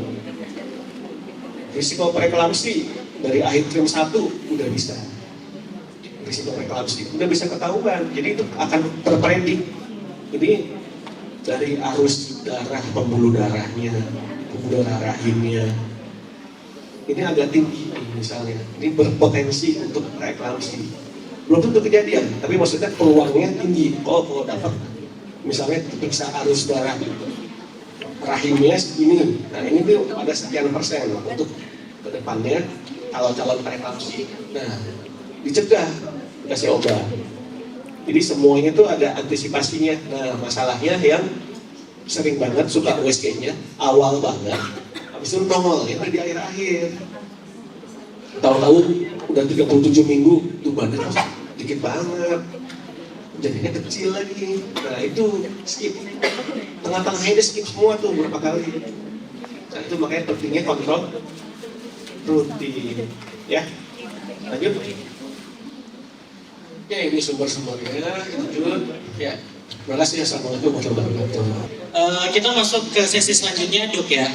Di sini nanti kita akan masuk sesi tanya jawab. Sebenarnya kita akan kasih slot ya maksimal 6 orang kali ya. 3 sebelah kanan, 3 sebelah kiri supaya adil. Setuju? Selamat pagi. Kurang kompak nih, lebih kompak lagi dong. Selamat pagi. Pagi, happy. Sekali lagi tepuk tangan dulu buat kami yang luar biasa tadi. Sebelum kita masuk ke sesi tanya jawab, kita seperti yang kita udah janjikan ya Mbak ya, kita punya door prize. Nah, apa door prize-nya? Dan untuk siapa? Karena kebetulan kita hari ini dalam rangka memperingati Hari Kartini di bulan April, jadi saya undang dengan cepat siapa yang berhari ulang tahun di bulan April. Siapa? Ayo maju. Siapa? Tunjukkan bahwa dengan KTP ya, kita harus cari kesalahannya nih. Ada bulan April dari tanggal 1 sampai nanti. Ya, Februari aja dah. Ayo, ada nggak? Ada nggak? Ayo bawa KTP-nya, bawa KTP-nya. Atau apa nih? Buktinya ada nggak soft file KTP-nya? Ayo 1. Kita punya 3 hadiah. 1, ada lagi nggak? Nggak ada nih. April cuma 1 doang. Ini ada 1000 karyawan di sini. Ada nggak? Nggak ada. Yang ini nanti. Kameramen boleh. Boleh. Kan tono ya berarti ya. Ada, bener nggak? Oke, boleh di tengah Mbak, silakan. Ada lagi? Ada bulan Februari. Tentu ya. Oke, kalau nggak ada, saya masih butuh 2 orang lagi. Semua ada. Oke, silakan maju. Ayo, lagi dari KTP-nya simpan di mana nih? Nanti Oke. Oke. Kita spesial Kartini dulu ya. Oke, 2. Oke, saya mau cari 2 lagi. Siapa yang paling cepat langsung ke depan. Siapkan. Hari Kartini itu tanggal 21 ya. Siapa yang punya uang pecahan 20.000 dan 1.000? Mana? Tunjukkan. 20.000 dan 1.000, totalnya 21.000 ya. Siapa? Ayo, 2 orang lagi untuk dapat hadiah. Siapa yang cepat? Oh iya, silakan deh. Nah, tepuk tangan dulu dong. Oke, kalau kita mau sebenarnya boleh dibantu. Boleh ketemu aja. Nah, foto dong 1.000. Oke. Nah, ini dia nih spesial dari Brawijaya. Mohon diterima Ibu. Nah, ini kita ambil dokumentasi dulu kali ya. Nanti di tengah aja. Nah, di foto aja. Oke, sekali lagi tepuk tangan dulu dong yang buat para ulang tahun. Tadi juga dari kampus. Oke, thank you. Nanti kita akan silakan kembali sekali lagi selamat ulang tahun. Terima kasih. Nanti kita akan ada sesi selanjutnya untuk grand prize-nya. Jadi siap-siap. Kita masuk dulu pertanyaannya. Silakan. Siapa yang ingin bertanya dan yang bertanya juga nanti kita akan kasih voucher medical check up, gitu ya, gratis dari Brawijaya. Tepuk tangan dulu dong untuk Brawijaya dan Universitas Terbuka. Silakan dibantu. Siapa? Sebelah sini dulu ya. 1. Oke. Silakan sebutkan nama dan pertanyaannya. Selamat pagi semuanya, nama saya Rista Sari dari unit LPPM UT. Yang mau saya tanyakan soal vaksin kanker, apakah itu berlaku untuk yang belum menikah? Kebetulan saya punya anak gadis 2, punya anak gadis 2, jadi mau tanya itu dok, vaksin yang buat kanker itu, serviks HPV itu. Terima kasih. Langsung aja? Langsung dijawab ya. Itu Langsung Bu. ya, ini udah jawabannya ya.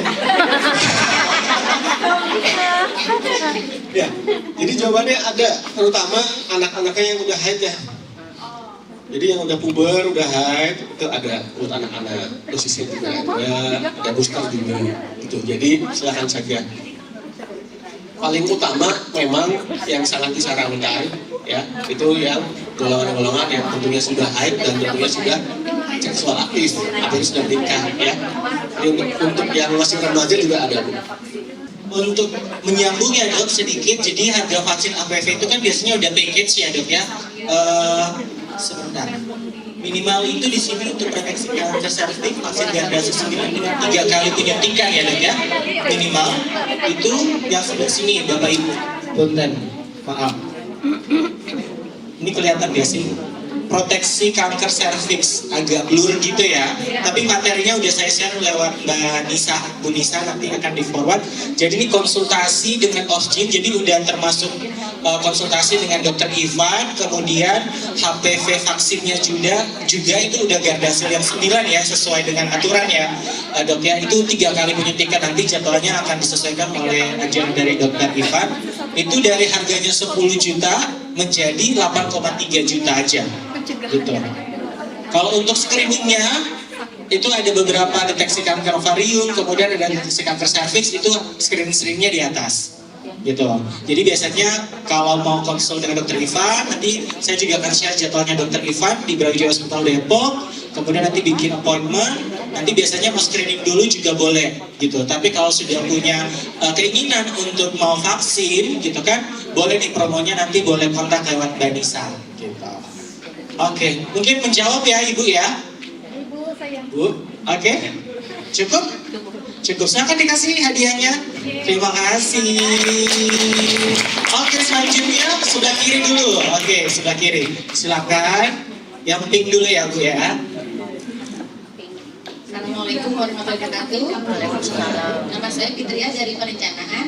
Ada yang saya tanyakan dok, apa penyebabnya dari kehamilan pertama dan kedua itu jaraknya sangat jauh, tapi tidak memakai KB gitu dok?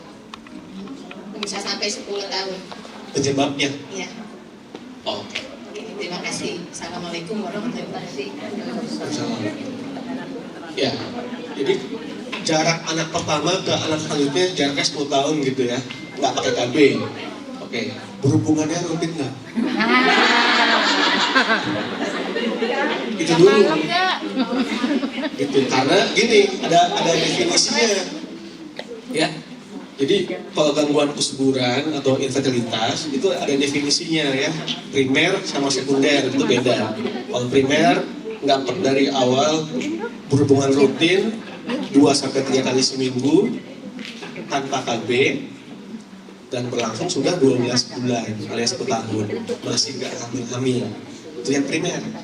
Nah yang sekunder yang udah punya anak nih ya, nah, tapi syaratnya sama, ada berhubungan rutinnya nggak 2-3 kali seminggu, nggak pakai KB. Jadi kalau jarang-jarang, apa mungkin kan saya nggak tahu nih backgroundnya apa dinas suaminya, ketemunya 6 bulan atau setahun sekali kan nggak tahu juga ya. Ada juga tuh yang kasus-kasus seperti itu, memang susah atau lama punya anaknya karena memang ketemunya pun jarang gitu. Nah pertama itu frekuensi berbunyanya. Terus lalu yang kedua, siklus haidnya normal apa enggak? Itu ngaruh. Kalau siklus haidnya nggak teratur ya, sering skip sebulan, skip 2 bulan, nanti haid lagi, tapi nggak tiap bulan gitu haidnya, itu udah jelas bisa berpengaruh kepada terjadinya pembuahan apa enggak gitu. Lalu berikutnya ada penyakit-penyakit ya, baik dari si perempuan maupun dari si laki-lakinya. Penyakitnya apa misalnya? Apakah si perempuannya bisa tadi selain yang dari gangguan haid ya, ternyata saluran telurnya misalnya ada sumbatan. Ya, kalau ada penyumbatan saluran telur tentunya susah karena ketemu sama saluran telur, akhirnya nggak hamil-hamil. Atau katakanlah normal-normal aja nih, rahimnya nggak ada sumbatan di kubahnya, nggak ada miom, nggak ada benjolan macam-macam yang bikin susah untuk pertemuan sama masalah telur.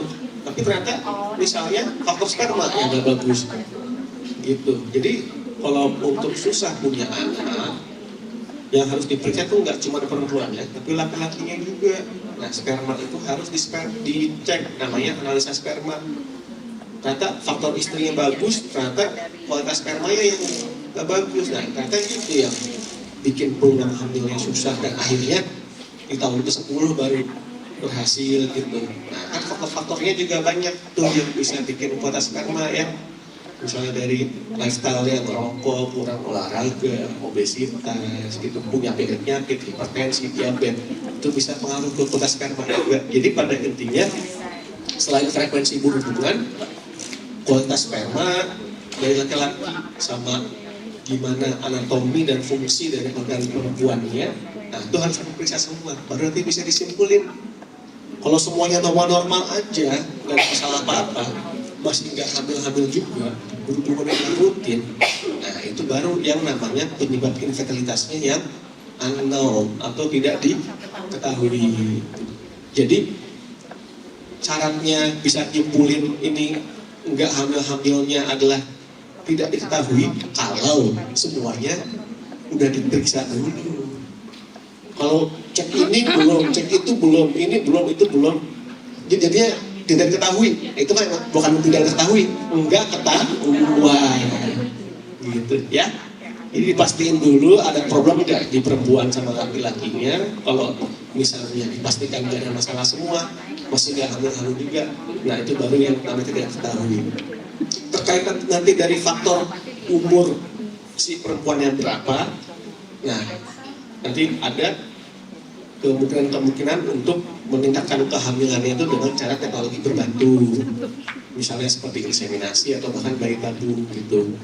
Nah itu juga bisa untuk meningkatkan peluang kehamilan, terutama di usia-usia yang mungkin udah cukup lumayan di atas 35 atau di atas 40 gitu ya. Tapi tentunya harus melihat aspek-aspek medis yang lainnya. Bagaimana Bu? Ya, sama-sama Bu. Oke, cukup. Kita beralih lagi ke sebelah sayap kanan. Belakang dulu deh, belakang. Nah, silakan yang jilbab putih paling belakang. Oke, ya. Ya, terima kasih waktu yang diberikan kepada saya. Perkenalkan, nama saya Halimah dari FKIP. Dok, saya mau tanya, ini terkait dengan screening atau deteksi dini kemungkinan Down syndrome atau yang sering disebutnya NIPT ya Dok, kalau nggak salah ya. Nah itu baiknya kalau misalkan di usia kehamilan berapa sih Dok untuk dilakukan hal tersebut? Karena ada yang beberapa artikel yang saya baca itu sebaiknya dilakukan atau tidak dilakukan seperti itu Dok. Mungkin semacam saran aja untuk hal tersebut itu dilakukannya kapan? Terima kasih. Ya, terima kasih Bu pertanyaannya. Jadi gini, NIPT itu adalah kepanjangannya ya, non-invasive prenatal test. Jadi itu pemeriksaan untuk mengetahui kira-kira persentasenya tinggi apa tidak untuk kelainan janin. Ini yang selain kelainan fisik ya, jadi teman-teman yang Down syndrome. Jadi ini nggak cuma Down ya, jadi sindrom lain seperti misalnya Edward, Down, terus Cad. Jadi yang semua terkait dengan kromosom, ya. Down itu kan kelainan kromosom, ya. Bukan yang kelainan organ gitu, bukan yang misalnya tadi kelainan tempurung pala yang nggak ada gitu ya, tulangnya satu nggak ada gitu ya, bukan. Nah, jadi kalau kelainan kromosom itu dicek dengan NIPT, itu ceknya darah. Nah, kapan pertanyaannya? Kalau saya pribadi ya dan mengadopsi dari beberapa literatur juga, sebenarnya NIPT itu perlu dilakukan bila dari USG trimester 1 itu sudah ditemukan adanya kecurigaan ke arah Down syndrome. Tahu dari mana? Nah, dicek USG di usia hamil 11 atau 12 atau 13 minggu karena itu timing terbaik ya. Jadi kalau di bawah 11 itu biasanya belum kelihatan, di atas 13 biasanya udah hilang. Nanti yang dicek adalah NT ya. Jadi kalau di USG itu kan di belakang leher belakangnya janin itu leher belakangnya itu namanya ada NT, nuchal translucency. Itu yang di USG kita dapat dari USG. Itu diukur ketebalannya. Ya, kalau dapat di atas 3 mm itu yang kemungkinan sekitar 70% ada peluang Down syndrome. Bisa gak NT USG trimester akhir trimester 1 segitu, tapi lahirnya normal-normal aja? Bisa.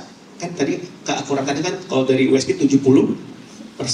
Nah, kalau udah dapat dari USG hasilnya kecurigaan karena Down syndrome seperti tadi, misalnya NT-nya di atas 3 mm, nah itu baru kita sarankan untuk ditambah dengan NIPT, NIPT, diambil darah. Itu keakuratannya lebih tinggi lagi. Jadi sifatnya untuk mengkonfirmasi yang memang sudah ada kecurigaan, gitu. Karena cost-nya juga tentunya lebih tinggi dibanding USG, tapi memang secara keakuratan lebih tinggi. Makanya kita kerjakan kalau dari USG sudah ada potensi ke arah Down syndrome. Keakuratannya NIPT itu bisa 95-99%. Ingat, tidak 100.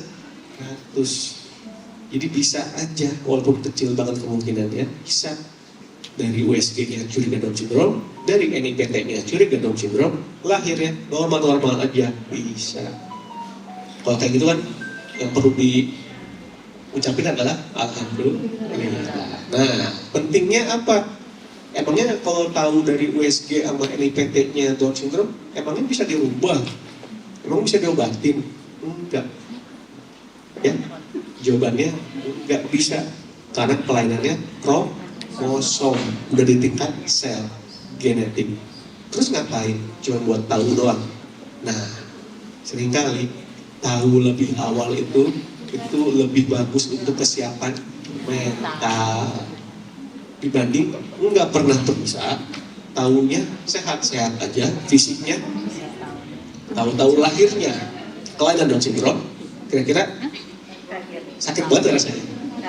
Nah, jadi kesiapan mental itu harus dipersiapkan. Memang nggak bisa dirubah, tapi kalau dia udah tahu endingnya, aduh anak berani calon Down syndrome.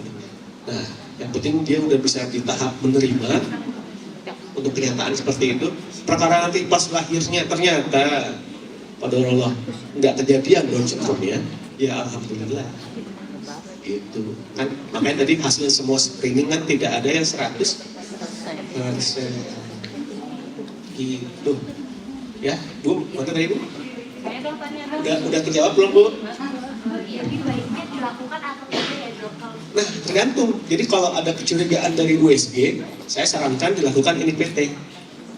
Gitu. Apakah jadi rutin? Pokoknya pasien gua siapapun NIPT aja. Kalau saya sih enggak. Gitu. Ya. Kalau saya sih enggak. Kalau dari ada USG yang kecurigaan ke arah situ, baru saya cek. Gitu. Kalau memang dari apakah ibu pengen cek NIPT, itu nggak ada larangan, silahkan. Cuman kalau dari sisi saya, karena itu cost-nya juga kan lumayan, ya, udah levelnya jutaan, kan lumayan ya. Kalau cuma cost-nya 50.000 mah, saya cekin semua, gitu. Kan saya juga lihat-lihat gitu, jangan. Jadi kalau saya prinsipnya, kalau memang perlu banget dan itu memang menunjang diagnosis saya untuk pasien saya kerjain. Tapi kalau selama saya periksa, insya Allah nggak ada kecurigaan ke arah situ. Tapi gini ya, kalau ada misalnya saya dapatnya USG termometer aman-aman aja, tapi misal anak dia sebelumnya Down syndrome, ya, anak sebelum Down syndrome, tapi pas anak sekarang ketemu sama saya pas saya cek di trimester 1 kesannya nggak ada ke arah situ, saya akan tetap cek karena gimana pun dia anak pertamanya udah ada Down syndrome, gitu. Jadi apakah boleh? Boleh Bu, nggak ada masalah. Cuman kalau saya pribadi, kalau udah ada kecurigaan dari USG, maka saya akan lanjut ke NIPT baru. Gitu. Tapi kalau datang mau NIPT, nggak masalah. Gitu. Cuman ceknya bukan dari saya. Gitu kan, kalau dia datang dari NIPT kan berarti dia udah tahu kan harganya berapa. Gitu. Karena kan ntar yang dapat hasilnya tahu-tahu hasilnya normal. Nanti jangan jadi ngedek. Wah normal lagi, kira ada lain ya kan kayak gitu ya. Gitu. Justru hasil normal ya alhamdulillah. Gitu. Jadi kalau mau dicek sebenarnya ada masalah Bu, cuman kalau saya pribadi kalau ada kecurigaan dari USG baru saya lanjut ke NIPT. Gimana Bu? Ya, ya sama-sama. Oke, kita lanjut ke sisi sebelah sana ya. Yang Dharma wanita dong. Bentar ya, belum sini ya, Bu. Sebelah sini dulu. Yang udah dapat goodie bag belakang. Bukan masalah goodie bag-nya. Bagi-bagi. Bukan masalah goodie bag-nya. Ya, terima kasih. Ya. Nama saya Elis dari unit FEB. Tanya, dokter ini yang dokter artis itu kah? Bukan. Ada anak sekitar umur 8-9 tahun, sekitar 10 itu, kenapa dia sudah putihan? Terus ada juga wanita yang sudah menikah, kenapa di bawah 30 udah menopause? Apa penyebabnya, dokter? Terima kasih. Makasih Bu. Bu udah sarapan? Alhamdulillah saya puasa. Oh. Ya, pertama tadi yang anak umur 8-9 tahun putihan ya. Nah, putihan ini kan tadi kita berangkat dari yang di luar normal ya. Jadi ciri-cirinya harus dikenali dulu. Ya, bedain dulu nih keputihan normal apa keputihan di luar normal. Makanya dari ciri-ciri harus sudah paham. Kalau tidak ada warna, nggak ada bau, nggak ada nyeri atau perih di kemaluannya, ya itu keputihan yang masih normal dan teksturnya masih yang lengket-lengket itu, bukan yang bergumpal. Itu masih normal karena lendir dari leher rahim, ya. Tapi kalau yang keputihan yang udah yang bergumpal, berwarna, berbau, bikin gatel, ya itu yang infeksi. Bisa dari mana aja. Nah, ada gak suka pakai pembersih, terus ceboknya bersih apa enggak? Nah, kan hati-hati, anak kecil nih, dia harus ibunya juga sekali harus ngajarin tentunya sama ngecek. Dia kalau habis pipis, habis buang air besar, ceboknya bersih apa enggak? Gitu. Nyimpen airnya bersih apa enggak? Ceboknya dari depan ke belakang apa belakang ke depan? Nah, karena beda. Ya kalau yang belakang ke depan ceboknya dan kuman-kuman dari anus bisa jadi bikin infeksi. Gitu. Jadi cara cebok, kebersihan, lalu dari airnya, dari underwearnya, pakaian-pakaian itu perlu dicek selama keputihan. Nah kalau itu tadi keputihannya, kalau saya boleh tahu, dilihat gak Bu yang ciri-cirinya bagaimana? Yang masih bisa diginiin. Nah kalau masih yang kayak gel gitu, itu masih, terus nggak ada bau, nggak ada amis, nggak ada Bu. Nah kalau nggak ada bau, masih bisa lengket-lengket digini-giniin, itu kan masih keputihan normal dari lendir ke leher rahim karena hormon, itu masih normal, nggak masalah. Ya. Oke, tadi berikutnya yang soal.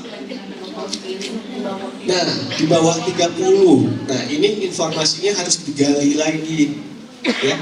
Ada gak riwayat operasi? Terutama operasi di indung telur. Tahu-tahu pernah riwayat angkat kista. Kanan kiri lagi misalnya. Ya. Angkat kanan kiri, terus jenis kistanya juga apa? Nah, kalau dia pernah operasi kista gitu ya. Nah, terlepas dari jenis kistanya apa, itu bisa aja yang namanya angkat kista, itu sel-sel normal indung telur itu bisa yang keambil. Apalagi kista yang lengket, kista endometriosis misalnya, kista coklat.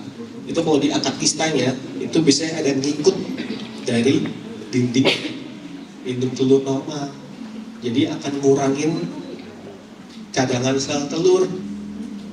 Nah, kalau cadangan sel telurnya udah rendah banget, bisa bikin gak haid lagi. Karena pada prinsipnya setiap haid itu cadangan sel telurnya perempuan tuh makin berkurang tabungannya. Begitu tabungan saldo sel telurnya udah ludes, menopause. Nah, itu kalau dari segi ada riwayat operasi apa enggak? Ada riwayat penggunaan obat-obat tertentu apa enggak? Gitu, karena ada beberapa obat tertentu yang bisa mempengaruhi ke hormon gitu. Ini bisa bilang menopause tahu dari mana Bu? Karena syarat menopause itu adalah tidak haid, ya, nggak ada yang haid selama 12 bulan berturut-turut dan dikonfirmasi secara USG memang dinding rahimnya udah nggak tebal lagi. Itu syaratnya. Jadi kalau 4 bulan nggak haid, nggak boleh ngomong menopause karena syaratnya harus tercapai 12 bulan berturut-turut dulu dan terbukti secara USG dinding rahimnya sudah tipis. Nah, itu hormonnya udah fix, itu hormonnya ludes. Tapi setahun nggak haid, pas di USG, tebal banget dinding rahimnya. Bukan menopause, berarti ada penyakit yang bikin dia setahun kegahan. Jadi syarat menopause itu harus setahun nggak haid berturut-turut. Jadi harus berturut-turut ya, nggak boleh ngeteng. 3 bulan nggak haid, bulan keempat haid, habis itu 3 bulan nggak haid lagi, bulan ketujuhnya haid, itu jadi 6 gitu, enggak. Jadi harus berturut-turut. Setelah 12 bulan dan secara USG dinding rahim tipis itu baru menopause. Nah, jadi kalau ini informasinya juga tetap harus digali lagi. Nah, bisa bilang menopause ini dari mana? Apakah emang udah bertahun-tahun udah nggak haid atau memang sudah pernah di USG dan dicek AMH misalnya. AMH itu cek darah untuk mengetahui cadangan sel telur.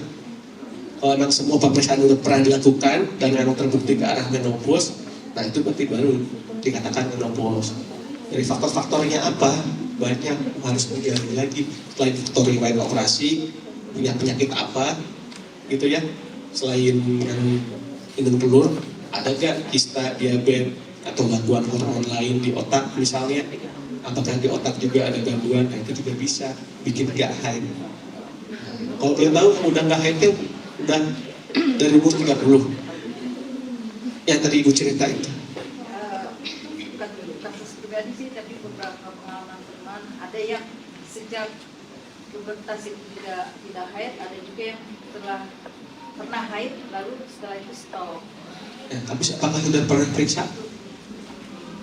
Kalau yang Setelah 30 itu? yang pernah periksa ya udah, karena dinyatakan menopause aja. Memang sudah di USG dan dicek lab darah. Oke, nah faktor-faktor yang lainnya ada yang ibu tahu tuh apa? Saya juga nggak nanya kalau dia sudah Jadi informasinya sebenarnya masih harus digali lagi gitu. Karena jarang sekali yang tanpa penyebab apapun yang di umur 30 udah menopause, itu jarang sekali. Biasanya ada masalah-masalah penyerta yang bikin akhirnya cadangan sel telurnya makin habis. Udah, kalau udah cadangan sel telurnya habis, hormonnya juga udah nggak ngasilin lagi, habis, menopause selesai. Gitu ya, kira-kira ya Bu ya. Ada lagi? Oke, cukup terjawab. Mengingat waktu ya, ibu-ibu, kita satu pertanyaan terakhir ya. Silakan bisa pilih dari mana? Dari pihak udah juga pilih siapa? Dharma Wanita dong. Dharma Wanita. Iya, Dharma Wanita. Ya, silakan. Mau dipilih. Silakan. Iya, deh, silakan. Terima kasih. Ini bukan masalah Siap, silakan. ya Pak Dokter, tapi ini masalah kesehatan. Setuju. Saya mau tanya, nama saya Gustiai Chandra Dewi dari Dharma Wanita. Ada yang saya mau tanyakan melanjutkan masalah menopause tadi. Usia berapa sebenarnya perempuan itu mengalami menopause yang sesungguhnya? Yang pertama, yang kedua, apakah berbahaya dok? Ini pribadi saya udah usia 55 tahun, tapi saya masih mempergunakan alat kontrasepsi. Beberapa saran dari orang tua dan teman-teman katanya kontrasepsi itu harus dilepas, tapi faktor yang membuat saya malas ke dokter karena ada rasa malu dok, kan kita udah nggak hamil. Jadi kalau misalkan ke dokter itu ada rasa risih. apakah aman alat kontrasepsi saya masih menempel di rahim? Itu aja. Makasih ya Pak Dokter. Oke, terima kasih. Tepuk tangan dulu dong. Ini pertanyaan terakhir dari kita semua. Sebelum dokter menjawab, izin penting tadi yang disampaikan bahwa mungkin ibu-ibu setelah dari sini ingin berkonsultasi lebih lanjut.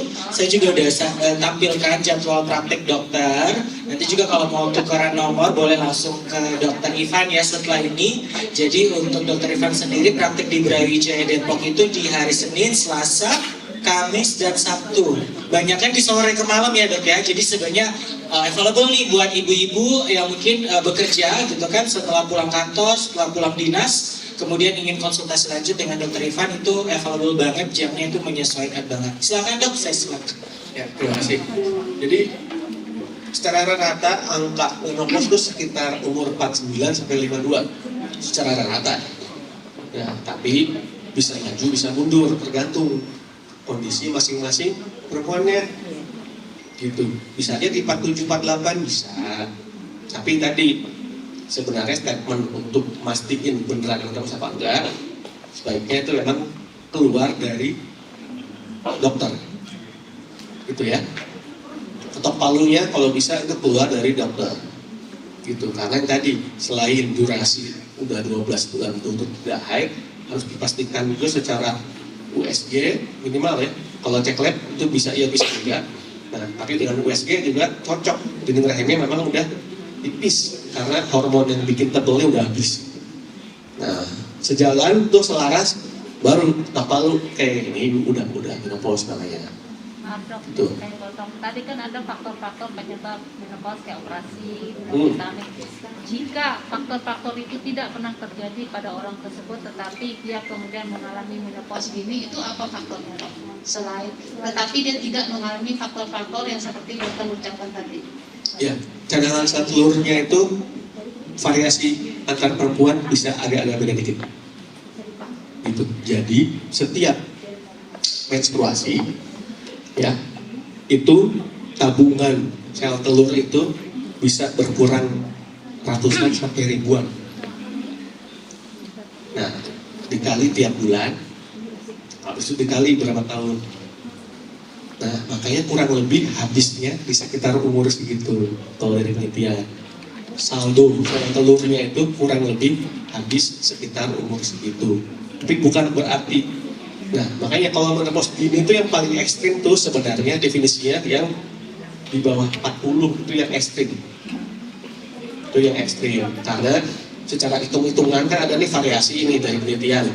Kurang lebih itu jumlah berapa juta sel telur antar perempuan itu kalau diukur.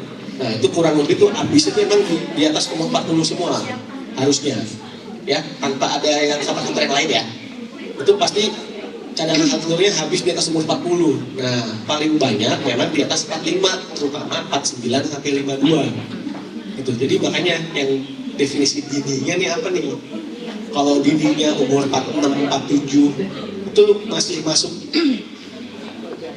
wajar, normal. Cuman kalau dari penelitian yang persentase terbanyak adalah 49 sampai 52, tapi jangan saklek jadinya, aduh udah 53 kok masih haid ya, nah bisa aja jadi mundur, tapi pastiin dulu memang secara hormonnya masih ada apa enggak. Tahu-tahu ngerasa tiap bulan itu keluar darah dianggapnya haid, tahu-tahu bukan haid gitu. Jadi itu pentingnya untuk kontrol. Terus ibu umur 55 masih haid?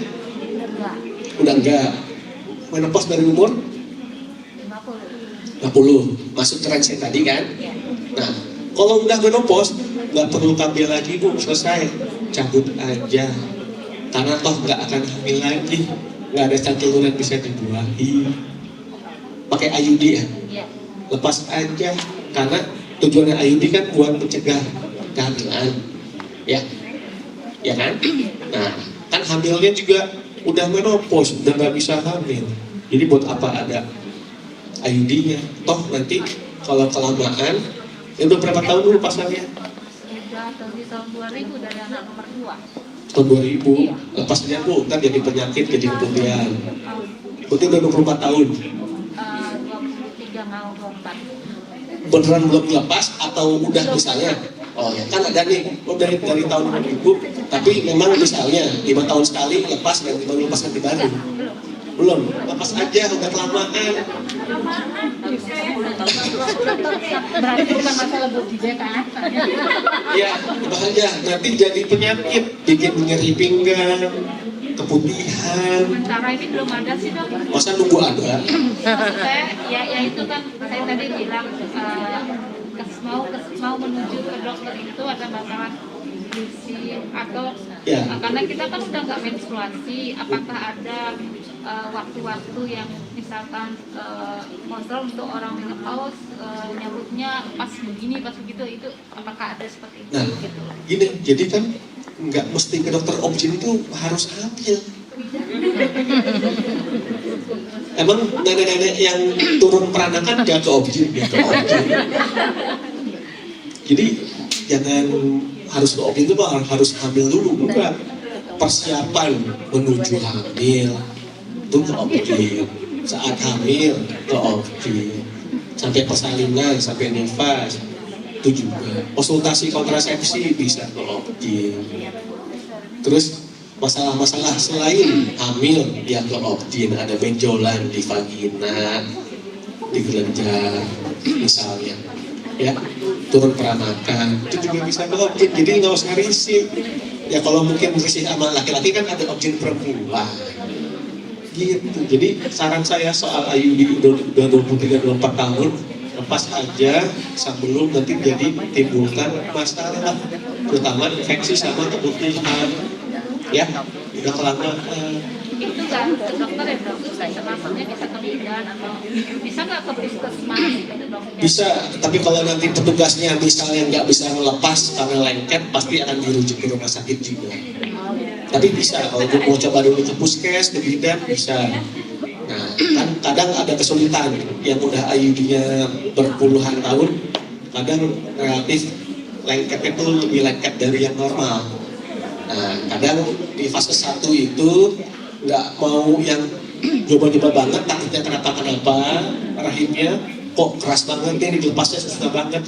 Nanti pasti kalau ada kesulitan pasti akan dikonsultasikan lagi, dirujuk ke dokter kandungan. Gitu. Tapi kalau ibu mau mencoba boleh, ibu silakan. Berarti harus ke dokter kandungan. Langsung aja dokter.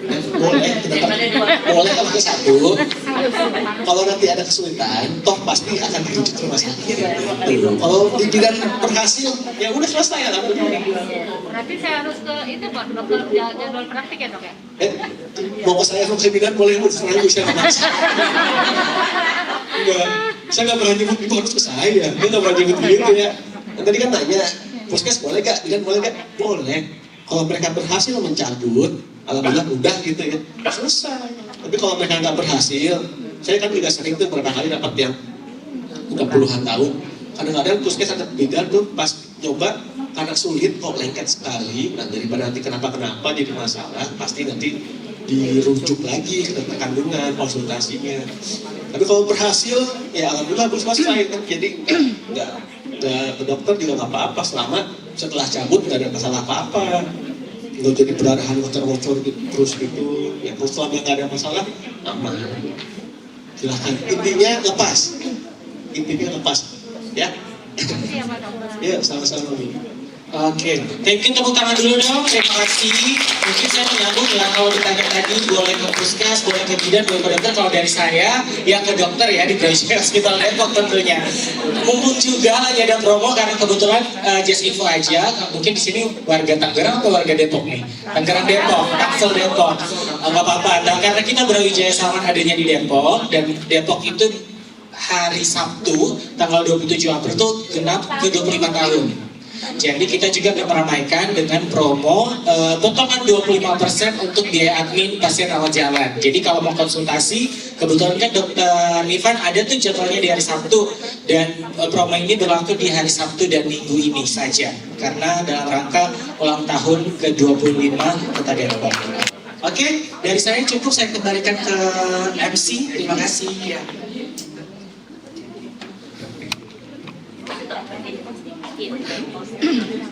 Oke, terima kasih kepada moderator, Bapak Charles, dan kepada Dr. Ivan sebagai narasumber. Berikutnya kami akan mengundang Dr. Ivan untuk berfoto bersama ya. Kami dari Klinik Rinskap Terbuka dan untuk Rumah Sakit Brawijaya Depok mengucapkan terima kasih kepada seluruh peserta yang sudah hadir dan sangat antusias ya. Semoga semuanya sehat selalu dan sampai jumpa di hal talk selanjutnya dengan materi yang berbeda yang sangat menariknya dan bermanfaat untuk kita semua. Wabillahi taufiq wal hidayah. Wassalamualaikum warahmatullahi wabarakatuh.